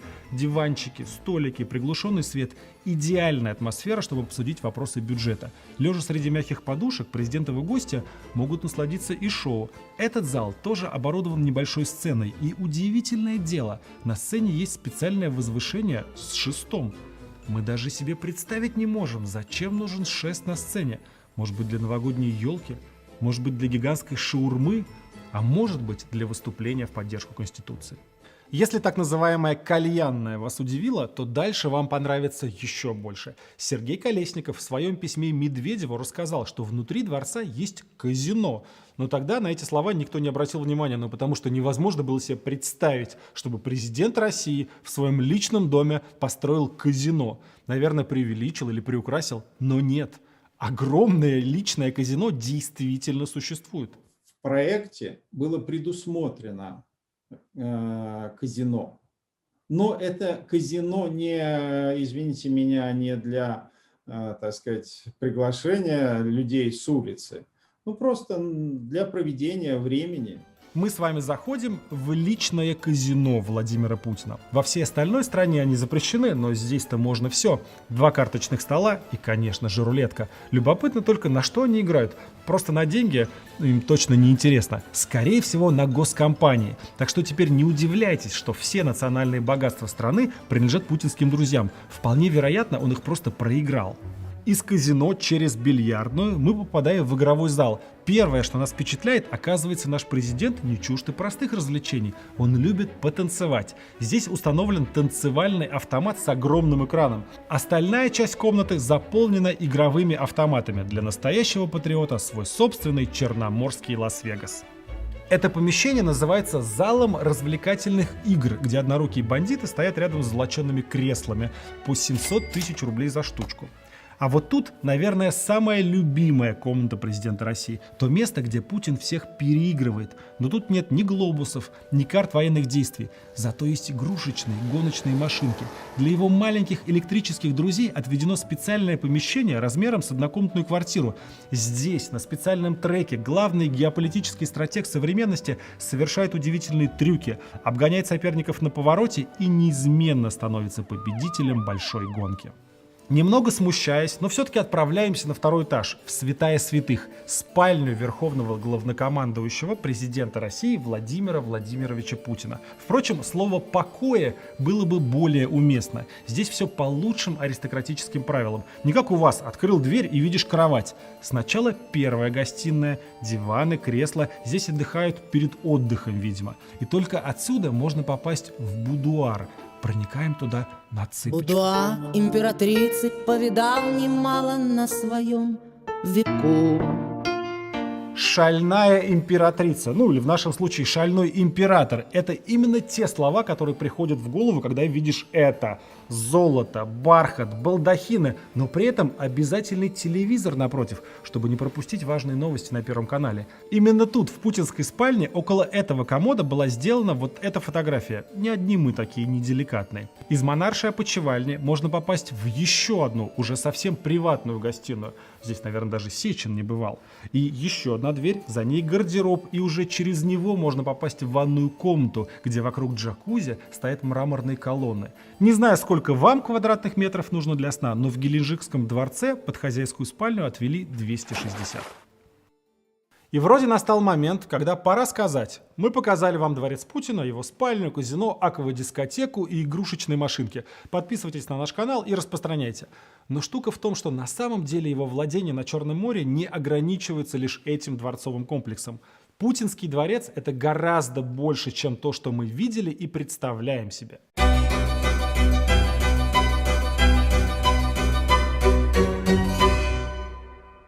Вот тут, в поселке Дивноморское, находится 186 гектаров земли. Мы видим только 32, которые используются под виноградники. Но какие красивые! Фирма «Лазурная ягода» получила их в собственность в 2010 году, а еще 150 гектаров вокруг находится у нее в аренде.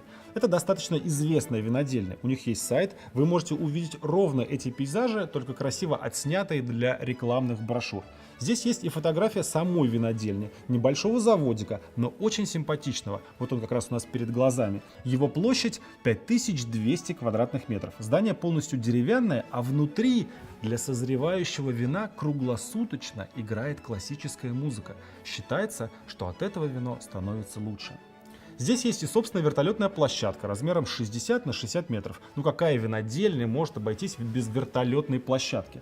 На участке, кстати, есть спецсвязь. Уж не знаю зачем, но могу представить, что это может быть очень удобно, когда кому-то на другом конце спецсвязи срочно понадобится бутылочка другая. Вылетаем от винодельни, видим забор и КПП внутри объекта. Это, как мы уже убедились на примере Путинского дворца, обычная практика. Позволяет изолировать обслуживающий персонал винодельни от персонала дачи и уберечь секретные объекты от посторонних взглядов. Пролетаем над виноградниками и понимаем, что да, есть что прятать. Огромная дача или шато, как оно называется по документам. У здания причудливая форма с большим количеством балконов и открытых площадок. Площадь 2400 квадратных метров. Рядом спа-комплекс площадью 3200 квадратных метров с большой верандой. Тут же искусственный пруд. На пруду небольшие домики для птиц. Зачем Путину еще одна дача в 10 километрах от огромного дворца? Один из разработчиков проекта описал нам его так. Сидишь с бокалом красного вина и любуешься видами на море в закате солнца. Видимо, в соседней Просковеевке, где в скале специально вырубили дегустационную комнату. Закаты какие-то другие. Вместе с дворцом эти виноградники в 2011 году продали Пономаренко. Но дальше нас ждет интересный поворот. Всего через 4 месяца уже сам Пономаренко тоже их продал. И не кому-нибудь, а председателю партии Роста, бизнес-омбудсмену Борису Титову, который следующие 6 лет формально владел этими виноградниками, запустил производство вина, после чего в 2018 году вернул шато и виноградники обратно путинским друзьям. Интересно, что все то время, пока Титов был собственником, угощал журналистов своим вином и, в общем, активно делал вид, что это его новый проект надолго, юридически это хозяйство продолжало контролироваться известными нам управляющими компаниями. Друга и свата Путина Николая Шамалова, Татьяной Кузнецовой, Инной Колпаковой и Иваном Сердитовым. А что Титов?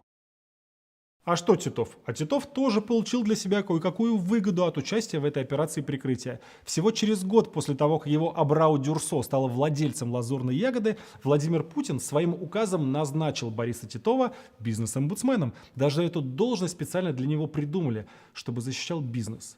Путинский. Здесь понятно, что бизнес любит поплакать иногда, но тем не менее, конечно.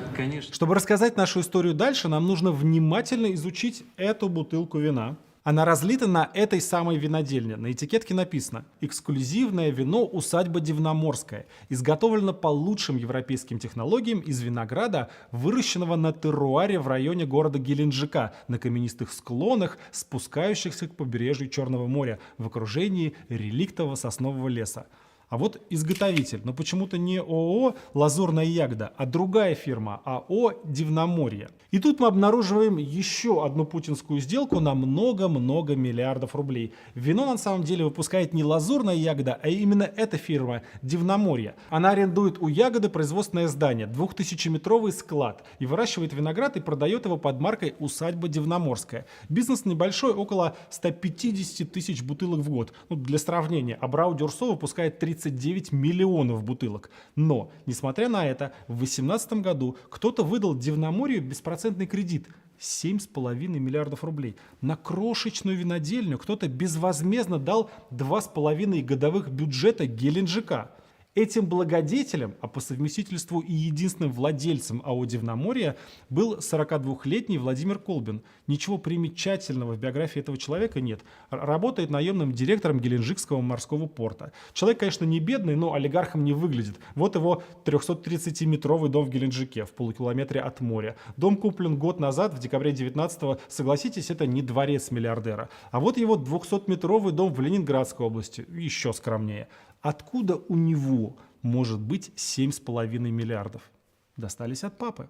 Владимир Колбин – это сын Петра Колбина, того самого друга детства Путина, с которым они вместе ходили на деревенскую дискотеку, и который позже стал одним из кошельков президента. В 2018 году Колбин-старший умер, но очевидно, что его должность держателя путинских денег досталась по наследству его сыну. И еще одна интересная деталь. Усадьба Дивноморская, вино из этой абсолютно неизвестной небольшой винодельни, при полном отсутствии какой-то серьезной рекламы обладает совершенно особенным статусом. Я думаю, вряд ли кто-то из вас его пробовал или даже видел. Это от того, что вы, дорогие зрители, не ходите на приемы в Кремль. Мы нашли несколько фотографий меню с последних кремлевских приемов. День Победы, 2019 год, подают салат из камчатского краба, гребешок и шардоне из усадьбы Дивноморская. Или День народного единства, смотрим меню. Тот же самый набор. Лично Путин угощает этим вином своих друзей, товарищей из Китая Си Цзиньпиня, и под этот же шардоне обсуждают углубленную интеграцию с Лукашенко. Вначале виноделие было для Путина просто статусной вещью, такое вот шикарное хобби. Но желание окружающих выслужиться и неограниченное количество денег привели к неизбежному. Хобби вышло из-под контроля. Были заложены вторые виноградники, которые оказались еще больше и еще дороже тех, которые мы с вами только что наблюдали. И в их центре мы обнаружили целый винный суперзавод. Новые виноградники расположены в противоположной от дворца стороне, в 9 километрах в селе Креница.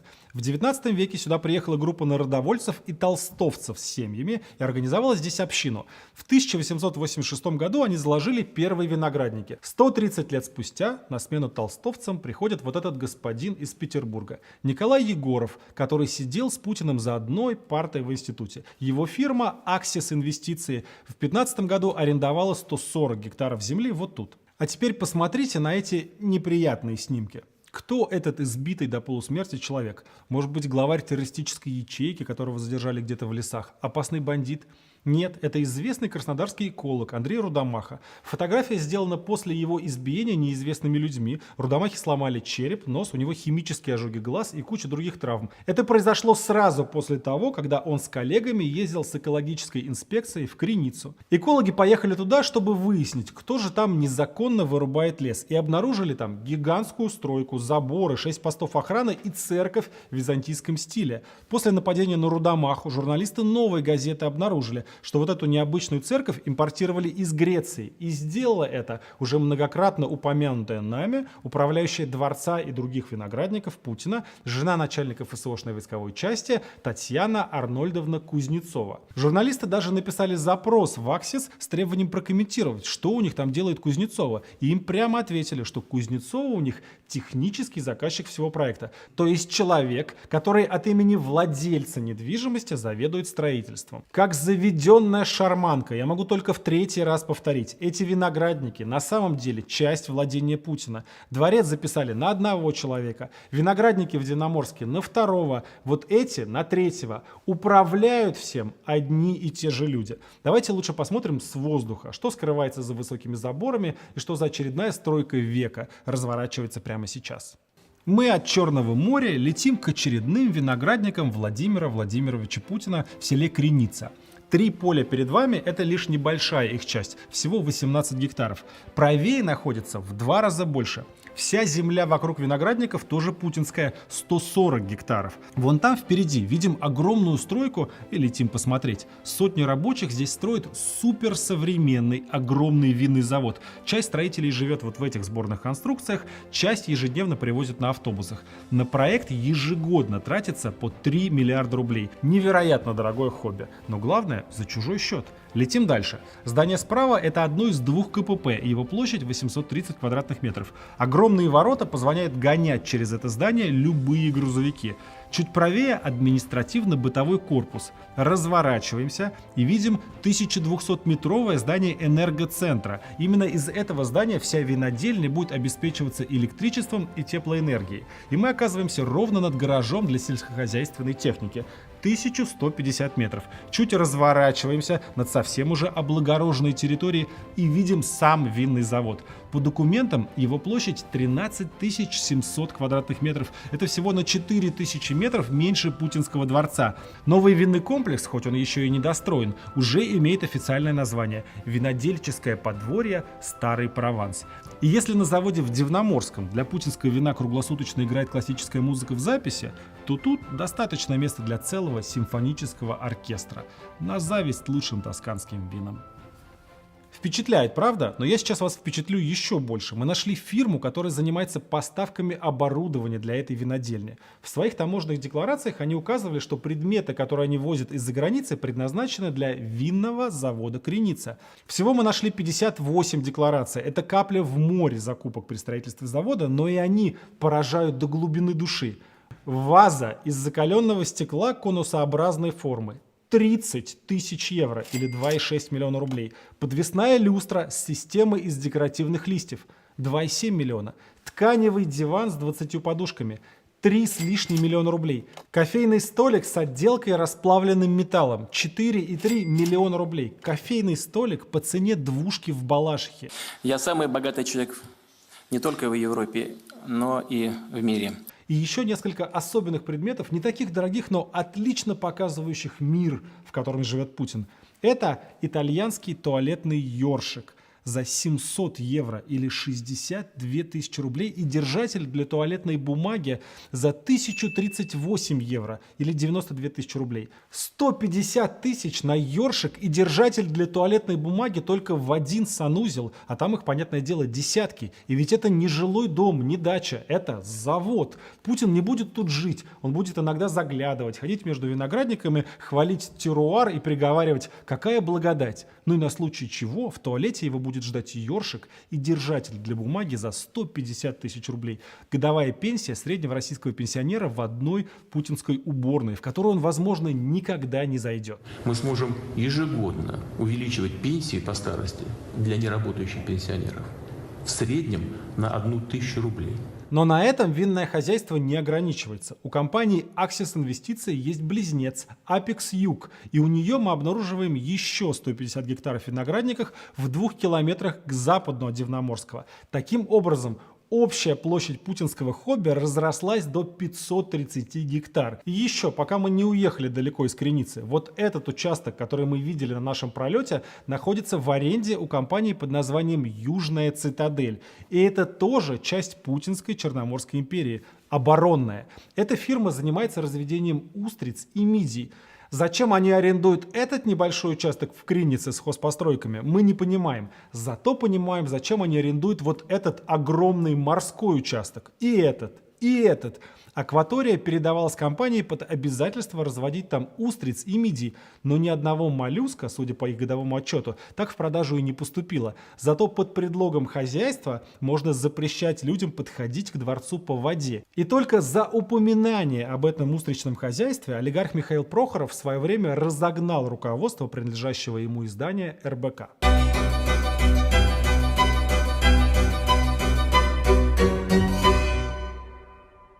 Итак, мы с вами увидели огромную взятку, которую дали Путину. Теперь осталось совсем немного – разобраться, кто же ее заплатил и как наш пожизненный президент оформляет свои тайные активы.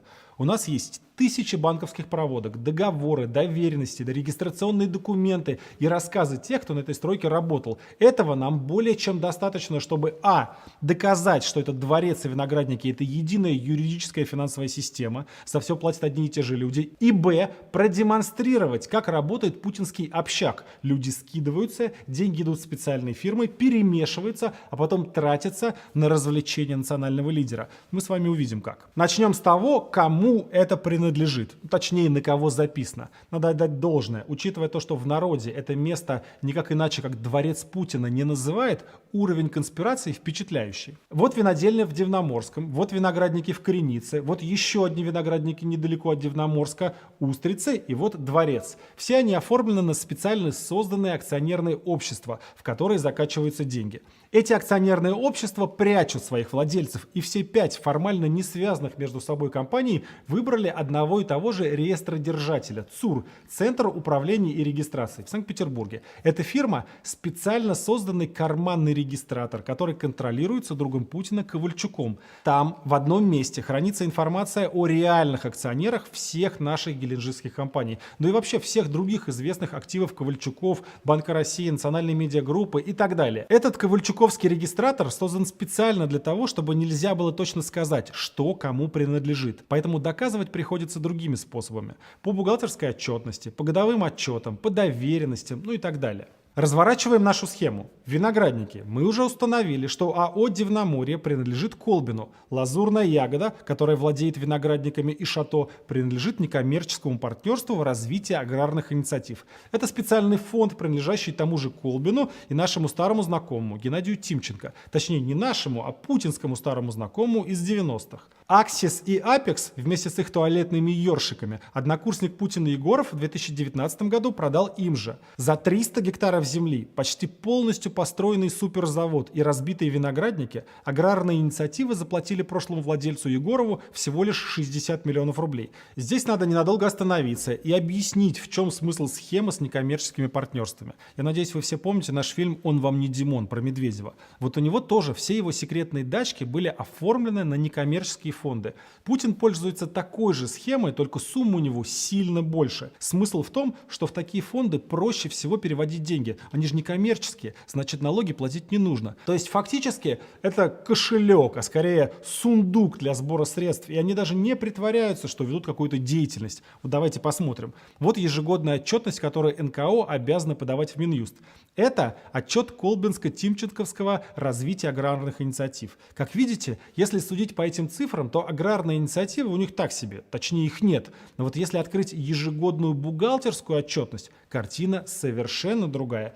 Десятки миллиардов рублей на счетах. И как видим, они поступают в виде пожертвований и переуступок. Фонду жертвуют не только деньги, но и акции компаний, переступают права требований по договорам займа. На счетах фонда скопилось столько денег, что только проценты по вкладам приносят им 650 миллионов рублей в год. Только проценты. У Тимченко и Колбина есть еще один такой же фонд, финансирующий эти же самые проекты. Фонд развития рынка эффективных инвестиций. Там та же самая история. На счетах никому неизвестной конторы с одним штатным сотрудником 21 миллиард рублей. У нас остались Устрицы и Дворец. По официальной версии и там владелец Пономаренко. В последний раз Дворец переоформляли в 2017 году. Тогда офшор Савоян сменился на российское акционерное общество «Бином». Старого владельца офшор по доверенности представляет некая Наталья Тихомирова. И нового владельца представляет Наталья Тихомирова, она же директор «Бинома». И директор устрично-оборонной Южной цитадели тоже она. Удивительно, вот как будто сами себе продают. С акционерным обществом «Бином» вообще много всего удивительного. Вот как вы себе представляете фирму, которая владеет самым дорогим жилым домом в мире? Фирму, которая, да, незаконно, да, жульнически, но все-таки владеет президентским дворцом. Готов спорить, что не так. Мы в Петербурге, в обычном спальном районе, где-то недалеко от окраины города. Именно здесь, в очень скромном бизнес-центре, и арендует помещение компания «Бином».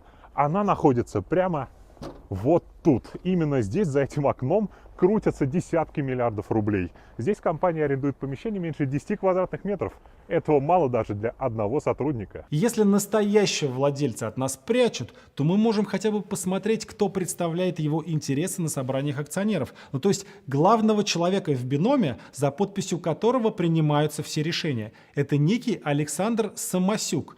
Еще мы можем изучить доверенности, то есть понять, какие юристы работают на «Бином» и кто может подписывать документы. Получаем еще несколько фамилий. Итого мы составили список из 5 человек, управляющих фирмой «Бином», директора Тихомировой, представителя акционера и 3 юристов. Знаете, что их всех объединяет? Они все штатные сотрудники другой фирмы «Акцепт», принадлежащей Михаилу Львовичу Шеломову.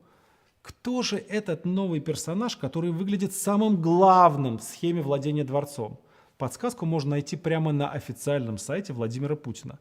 Мать Владимира Путина, Мария Ивановна Шеломова, была очень мягким, доброжелательным человеком.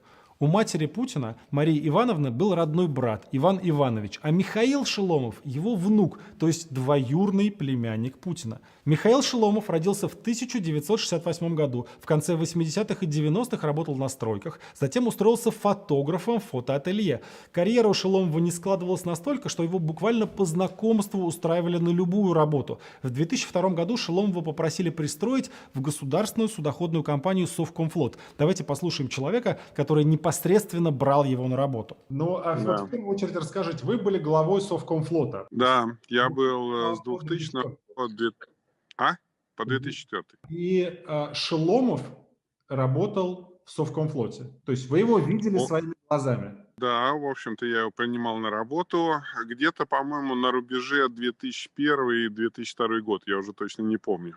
Ну вот, хорошо, расскажите, поскольку это такой удивительный совершенно человек, просто как он вообще у вас оказался и просто последовательно... Ну, по роду как бы своей работы я часто решал кадровые вопросы, то есть практически каждый член совета директоров так или иначе хлопотал за кого-то. Вот. В том числе был Игорь Иванович Сечин, но он не был у нас в совете директоров, но я с ним встречался, и как-то он меня попросил трудоустроить человека в Петербурге. Вот. Я спросил, береговой он или плавсостав, чтобы куда его направить. Он сказал, ну, разберешься сам, отдал мне папочку с его данными. Вот эту папочку я, в общем-то, посмотрел, пробежал. Но думаю, ладно, передам это директору нашего представительства в Петербурге. Пусть он с ним встретится, поговорит, посмотрит, кто это такой, может, и откажется. Может, не его профиль. Вот. Он встретился с ним, поговорил. Вот. И где-то я получил уточняющий звонок от Сечина, как трудоустроил или нет. И мы еще строили суда на Адмиралтейских верфях танкеры, то его использовали по его же как бы профессиональным навыкам, в основном фотодело. То есть он просто фотографировал суда? Не суда, а процесс строительства. Плюс какой-то такой работой в офисе на подхвате, в общем-то, он занимался. Потом я уже сам думаю, надо мне поинтересоваться у Михаила, чего вдруг такой интерес к его персоне. То министр меня персонально спрашивает, то Кожин просит устроить встречу. Вот. Ну и Шеломова я Михаила спрашиваю, говорю, Михаил, мне, чтобы знать на будущее, какие инициативы и как на них реагировать, ты, говорю, немножко просвети, кто ты есть. Вот. Он мне тогда, как бы по большому секрету, говорит, что он ближайший родственник Путина. И одновременно с этим, в самом начале 2000-х годов, еще во время первого путинского срока, очень скромно живущий Шеломов начал сказочно богатеть. На ту самую фирму «Акцепт» записали доли в карманном банке Путина, Банке Россия, и крупнейшей российской страховой компании «Сагаз». Это даже тогда сотни миллионов долларов. Шеломов должен был считаться одним из богатейших людей страны. Но все это время он продолжал работать обычным наемным сотрудником в Совкомфлоте. Ходил в офис, жил в скромном таунхаусе на окраине Петербурга. И он до сих пор там живет, ведь его богатство ему не принадлежит. На него просто записано то, что Путин украл или получил в виде взяток. Помните, перед Новым годом была новость. Киргизский мальчик написал письмо Путину, как Деду Морозу, и попросил себе в подарок акции «Газпрома». Путин заметил это письмо, из него сделали целый инфоповод, умилительно посмеялись, а мальчику подарили, к сожалению, не акции, а тульский пряник и портрет президента Путина. Новогодний подарок Рустаму от президента Российской Федерации Владимира Владимировича Путина.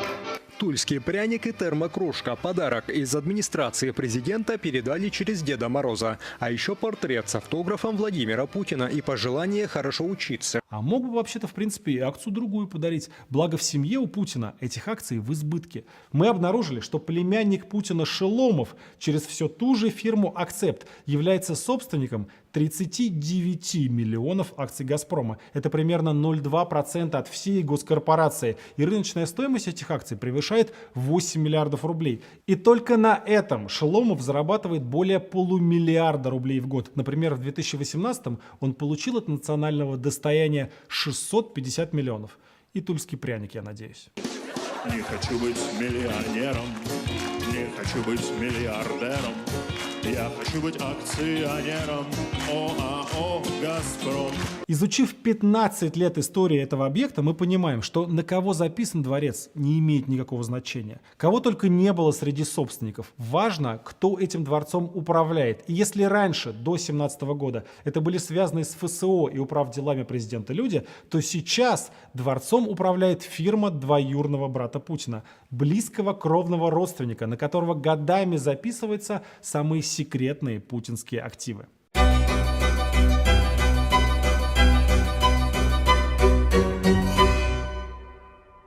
Мы добрались с вами до самой интересной части. На чьи гуляем? Помните, с чего мы начали? Главное правило путинской коррупции – хранить деньги у тех, кого знаешь давно. Мы проанализировали более 100 тысяч банковских проводок фирм и людей, вовлеченных в схему финансирования дворца, и сейчас готовы раскрыть вам имена главных путинских кошельков. На протяжении всего этого ролика, рассказывая про Путина, я упомянул кучу людей, абсолютно разных, и вроде бы ничего их не связывает.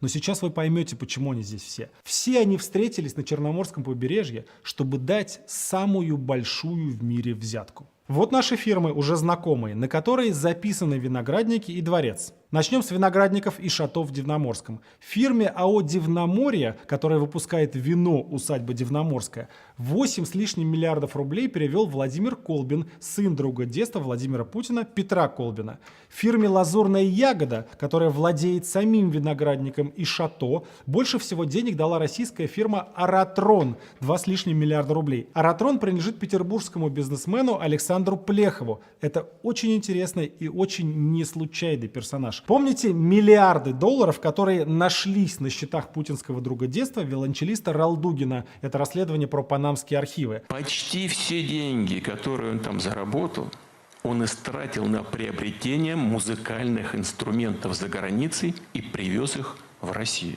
Эти миллиарды зачем-то перечисляли госкомпании и олигархи, а сам виолончелист, судя по всему, и не сильно представлял, чем владеет. То есть тогда были найдены буквально личные миллиарды Путина, его офшорные кошельки. Так вот, Александр Плехов был управляющим этих офшоров по доверенности. А еще один офшор, которому платили олигархи Мордашов и Ротенберг, вообще был записан на Плехова лично. Плеховский «Аратрон», кстати, давал деньги не только «Лазурной ягоде», но и Дивноморью, и Южной Цитадели, которая должна была разводить устриц и мидий. Свой бизнес в Петербурге Плехов ведет с еще одним путинским другом и соседом по даче Юрием Ковальчуком. Ковальчук появляется у нас на схеме вместе с целым облаком офшоров. Это целая паутина фирм, которая им контролируется и гоняет деньги туда-сюда. Эти офшоры используются для финансирования личных активов братьев Ковальчуков, типа дома в Геленджике, в Ленобласти, самолетов, вертолетов и множество других активов, которые приписывают как Ковальчуку, так и самому Путину. Выделяется здесь офшор Форстис, который тоже давал деньги и Дивноморью, и устрицам, но больше всего 1,5 миллиарда Лазурной ягоде. Он тоже фигурировал в панамском досье. С помощью него фирмы Ралдугина загоняли деньги из офшоров обратно в Россию на российский счет этой конторы. Но это не все деньги, за счет которых существует и растит виноград Лазурная ягода. Еще их содержит государственная корпорация Роснефть и главный путинский протеже, который когда-то во времена питерской мэрии носил за Путиным портфель, а сейчас почему-то считается великим и ужасным. Игорь Иванович Сечин. Между Лазурной ягодой и дочерним предприятием Роснефти заключен договор аренды, согласно которому госкорпорация платит винодельне 40 миллионов рублей в месяц. За аренду неизвестно чего. У Лазурной ягоды просто нет ничего, что могло бы стоить такие деньги. За такую сумму прямо сейчас можно снять офис площадью 14 тысяч квадратных метров, несколько верхних этажей в высотке в московском Сити. И всего такими вот фиктивными арендными платежами Лазурная ягода получила от государственной Роснефти почти 2 миллиарда рублей. Здесь останавливаемся, потому что это важнейшая часть схемы, ее нужно хорошенько осознать. Есть фирмы, принадлежащие 2 миллиардерам – Тимченко и Колбину. Они сами в эти фирмы уже закинули столько денег, что потратить их не могут, а вот просто кладут на депозит в банк. И туда все равно бросают еще больше денег и миллиардер Ковальчук, и виолончелист Ралдугин, и государственная компания Роснефть. Почему? Потому что перед нами тот самый легендарный путинский общак. Как вот вы в книжках читали про воров в законе, такой же есть и в Кремле. Путинские бизнесмены несут дань своему боссу, а тот тратит денежки на свое усмотрение. Дальше. Другие виноградники и завод в Кренице. Их строят на деньги нескольких человек. Во-первых, путинского бизнес-партнера из 90-х Геннадия Тимченко он дал 3,3 миллиарда рублей. А еще 3 миллиарда дал путинский сосед по партии Николай Егоров. Я его уже много раз упомянул в этом ролике. И может сложиться впечатление, что Егоров какой-то крупный олигарх. Нет, Егоров юрист, он партнер в адвокатской конторе. Учитывая, что все состояние Егорова оценивается в 5 миллиардов рублей, получается, что больше половины нажитого за всю жизнь он потратил на винзавод в Кренице, а потом еще и продал его за 50 миллионов рублей. Но, дав денег на виноградники лично от себя, Егоров на этом не остановился. Помните историю про университетских приятелей Путина? Там был этот самый Егоров, еще Ильгам Рагимов и Виктор Хмарин. Так вот, эти трое в 2015 году создали в Петербурге фирму «Инвестиционные решения». И эта фирма тоже дала еще 2 миллиарда займа на суперзавод в Кренице. Но это не самая большая трата фирмы однокурсников Путина. В 2019 году инвестиционные решения дали 2,5 миллиарда рублей Биному, владельцу дворца. А потом в 2020 году еще 2,6, всего 5 миллиардов. Увы, и этих денег не хватило на реконструкцию и новый подземный хоккейный комплекс. Еще почти столько же, 4,3 миллиарда рублей, Бином получил от нашего первого сегодняшнего героя, коллеги Путина по Дрезденскому КГБ Николая Токарева. Точнее, не самого Токарева, а от государственной компании «Транснефть», которую он возглавляет.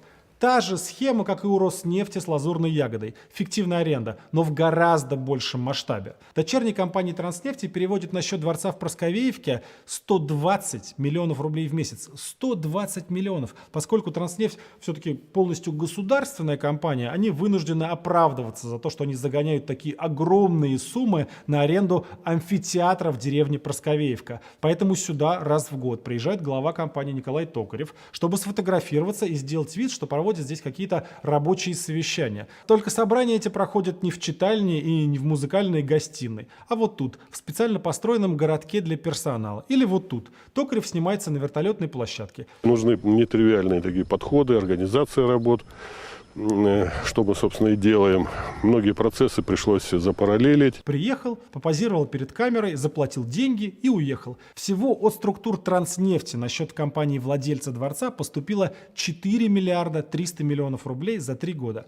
Таким образом, государственная Транснефть является одним из крупнейших спонсоров строительства Путинского дворца. Всего за последние 3 года, только по самым скромным оценкам и очень неполным данным, которые есть у нас в распоряжении, на счета дворца и виноградников поступило 35 миллиардов рублей. Это деньги, которые тратятся прямо сейчас на реконструкцию, на строительство винодельни и на ежедневное содержание этого огромного хозяйства. И это в дополнение к тому миллиарду долларов, который уже был инвестирован в стройку к 2017 году. Таким образом, если вы спросите, ну а сколько в итоге стоит дворец Путина под Геленджиком, ответить на этот вопрос будет нелегко, потому что такие объекты с тоннелями, вырубленными в скалах, и подземными хоккейными коробками, они просто не продаются. Но мы можем оценить минимальную стоимость. Сколько на него потратили денег? В общей сложности уже 100 миллиардов рублей. Поэтому мы и называем это самой большой в мире взяткой.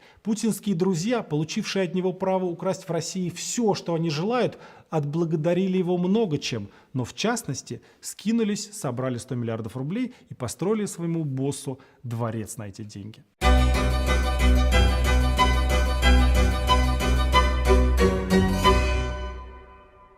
Взгляните еще раз на эту схему. Согласитесь, выглядит она сложновато даже для такой непростой затеи, как секретное строительство самого дорогого в мире дворца с виноградниками. Но что, если я вам скажу, что это всего лишь маленькая часть того, что существует на самом деле? К схеме можно пририсовать еще несколько десятков фирм и офшоров, которые оплачивают другие тайные активы Путина и его семьи, используя те же самые деньги от тех же самых людей. Ведь потребности нашего скромного президента совсем не исчерпываются только Черноморским дворцом. А как же родственники? Вы же не ожидаете, что они, как какие-то обычные люди, будут жить на зарплату? Каждому нужно жилье, каждому нужен самолет, каждому нужна яхта. Все это надо оплачивать. А значит, нужна финансовая схема и люди, наполняющие эту схему деньгами. Этот общак, основу которого мы вам описали, используется Путиным для того, чтобы покрывать расходы членов семьи. Чем больше семья, тем больше расходы. А у Путина, как и положено человеку, возомнившему себя монархом, довольно богатая и насыщенная личная жизнь. Совсем недавно издание «Проект» рассказало нам замечательную историю из жизни этого глубоко верующего человека, хранителя тысячелетних консервативных ценностей. Оказывается, живет в Санкт-Петербурге гражданка по имени Светлана Кривоногих. Когда-то она была просто симпатичная молодая девушка, а сейчас превратилась в невероятно богатую женщину, акционера Банка России. И никто не может понять, как же на Кривоногих, когда-то работавшей уборщицей, свалилось такое счастье. А счастье вот оно.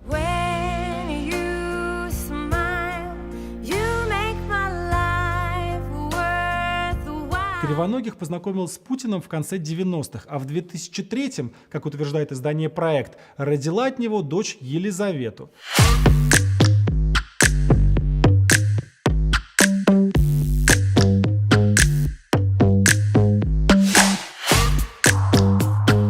Через несколько месяцев после этого она стала обладательницей 450-метровой квартиры, получив ее от Ковальчука и других знакомых Путина по дачному кооперативу «Озеро». Потом были еще квартиры, опять же, от старых друзей Путина. Например, вот эта, 200-метровая в 300 метрах от Эрмитажа, и она досталась Кривоногих от Олега Руднова, которого еще в 2005 году газета «Коммерсант» называла другом Путина через запятую после Ковальчука. После того, как Кривоногих родила Путину ребенка, на нее оформили еще кучу активов, включая 3% акций Банка «Россия», и финансируются эти активы точно из этой же схемы, которую мы вам описали.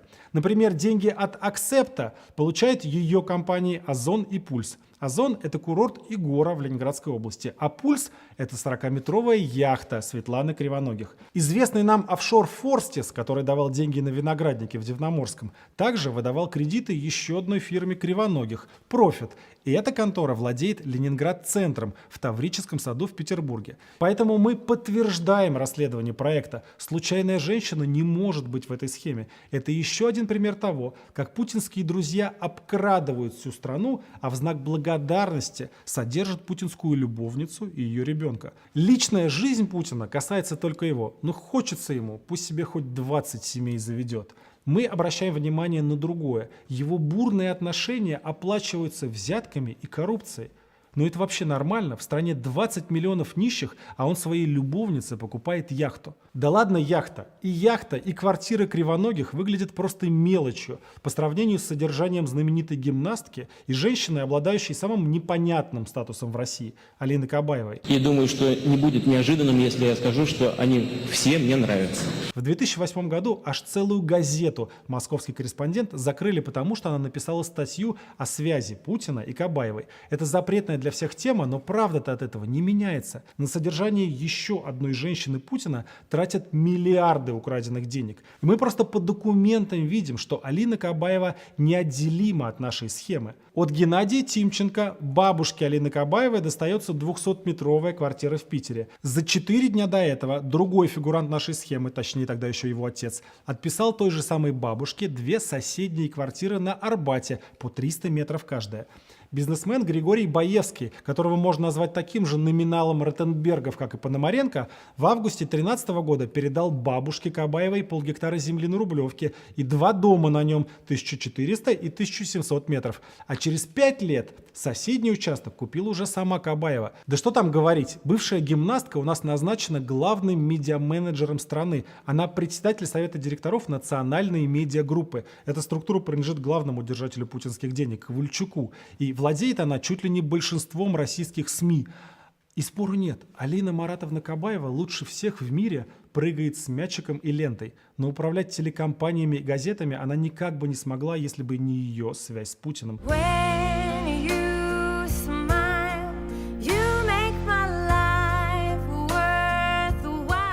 Ведь она только совершенно официально получила от Ковальчука зарплату в 2018 году 785 миллионов рублей. Но вы не подумайте, что Алина Маратовна и ее родственницы только получают и получают эти квартиры и деньги. Обратно они тоже отдают. Вот посмотрите, какой трогательный документ мы обнаружили. Просто документ эпохи. Это выписка на относительно небольшую сочинскую квартиру.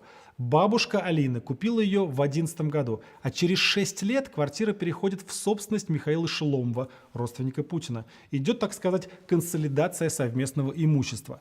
То есть справка на эту квартиру пока единственный документ в истории, где вместе фигурируют обе семьи – Алины Кабаевой и Владимира Путина. Сейчас я уверена в завтрашнем дне. И я пойду голосовать 2 декабря на выборы и буду голосовать за Единую Россию. И за человека, который мне подарил уверенность в завтрашнем дне. За Владимира Владимировича Путина. Впрочем, жизнь многоженца – это не только удовольствие, но и проблемы. И песня, известная каждому в нашей стране, как будто прямо посвящена Владимиру Путину. Помните? 3 жены – красота, что не говори. Но с другой стороны, тещи тоже 3. Неплохо очень иметь 3 жены.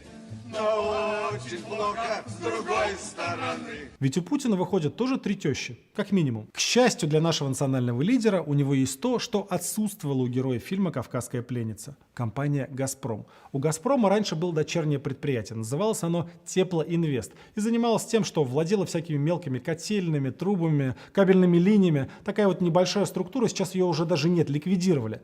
Но как это так вышло, что перед ликвидацией эта фирма прикупила несколько суперэлитных квартир в самом дорогом месте Москвы в районе Остоженки? В 2014 году Теплоинвест стал собственником 260-метровой квартиры в этом доме на Причистенке и 220-метровой в Молочном переулке. Это очень дорогие квартиры. И в течение года после покупки одна из этих квартир подороже досталась маме Алины Кабаевой, Любови Михайловне Кабаевой, а вторая чуть поскромнее – маме Светланы Кривоногих. Помните, что заявляет «Газпром» в своих рекламных роликах? Национальное достояние. А надо бы, конечно, сменить лозунг. «Газпром, используем национальное достояние на содержание путинских тещ». Великий русский писатель Лев Толстой однажды очень четко описал устройство власти в России. Собрались злодеи, ограбившие народ, набрали солдат, судей, чтобы оберегать их оргию, и пируют. Это гениальная фраза. И сейчас она на 100% точно описывает происходящее в нашей стране. Злодеи ограбили народ, набрали судей, Росгвардию, ФСБшников, чтобы охранять их дворцы, а сами сидят и играют в своих личных казино в окружении жен, любовниц и детей. И они никогда добровольно не уйдут от власти. Самая глупая фраза, которую сейчас часто приходится слышать, звучит так. Ну, эти-то уже наворовали, пусть сидят, а то новые придут и снова будут воровать. Да вы же видите, они никогда не наворуются. Наоборот, денег постоянно нужно больше. Вот у вас, даже если повышают зарплату с 30 до 45 тысяч рублей, денег все равно не хватает. Так и у них. Это купи яхту, эту квартиру. Дворец построили, а трубу прорвало, надо переделывать, а подрядчик просит еще, а дети подрастают, и всем надо купить жилье, а потом дочка Путина выходит замуж, и надо ее мужа сделать самым молодым миллиардером в России, а иначе она будет скандалить. И у старшей дочери есть муж, и у Кривоногих дочь он уже взрослая, скоро нужна будет отдельная яхта, а потом внуки подрастут, и аппетиты у всех колоссальные. И это только Путин. А Медведев, а все министры, а сами эти Миллеры, Ротенберги, Ковальчуки, Тимченко никогда не наворуются. Наоборот, будут красть все больше и больше до тех пор, пока не разорят всю страну. Россия по-прежнему продает нефть, газ, металлы, удобрения, лес в огромных количествах. А доходы населения все падают и падают, потому что у Путина есть дворец. И Кабаева, и Кривоногих, и у каждого чиновника поменьше есть свой дворец и своя Кабаева. Мы будем жить нормально, только когда перестанем терпеть чиновников, которые воруют, переизбирать их. А если они отказываются проводить честные выборы, то выходить на улицы и отстранять их от власти другим образом. Этим отличаются бедные страны от богатых. В богатых странах люди при малейшем возмущении выходят на улицы, и чиновники опасаются этого. В бедных странах люди терпят, а чиновники проводят референдумы по продлению своих полномочий и говорят, ну еще немного подождите, мы всего лишь 20 лет у власти, потерпите. И вы посмотрите, что они делают. Каждый день новые законы, запрещающие критику власти. Все, кто недоволен, иностранные агенты. Запрещается уже даже агитировать за кандидатов на выборах, которые вам нравятся, и критиковать Единую Россию. Путин и его группа воров хотят пожизненной и бесконтрольной власти. Мы дошли до того, что это уже не группа людей, обкрадывающих государство, а само государство превратилось в инструмент воровства. ФСО и Росгвардия охраняют дворцы. Судьи сажают недовольных. ФСБ создала группу убийц, задача которых просто убивать тех, кто отказывается молчать. Но хорошая новость в том, что нас все-таки все равно гораздо больше. Путин и все, кто его охраняет, воруют для него, подделывают выборы. Это несколько сотен тысяч человек максимум. А нас десятки миллионов. Просто мы не верим в свои силы. Если каждый, кто смотрит это видео, распространит его, мы разорвем цензуру в клочья. Если 10% недовольных выйдут на улицу, то выборы не посмеют фальсифицировать. Если каждый из нас зарегистрируется и поучаствует в умном голосовании, то путинская партия воровства и деградации «Единая Россия» проиграет выборы, начнется политическая конкуренция, и качество политики и чиновников начнет постепенно улучшаться. Появятся честные суды, нормальные прокуроры. Красть в таких масштабах, как сейчас, станет невозможно. И шаг за шагом мы будем жить лучше и богаче. Все, что нам нужно сделать, это перестать терпеть. перестать ждать, перестать тратить свою жизнь и свои налоги на обогащение этих людей. Наше будущее в наших руках. Не молчите, не соглашайтесь подчиняться пирующим злодеям. Подписывайтесь на наш канал, здесь говорят правду.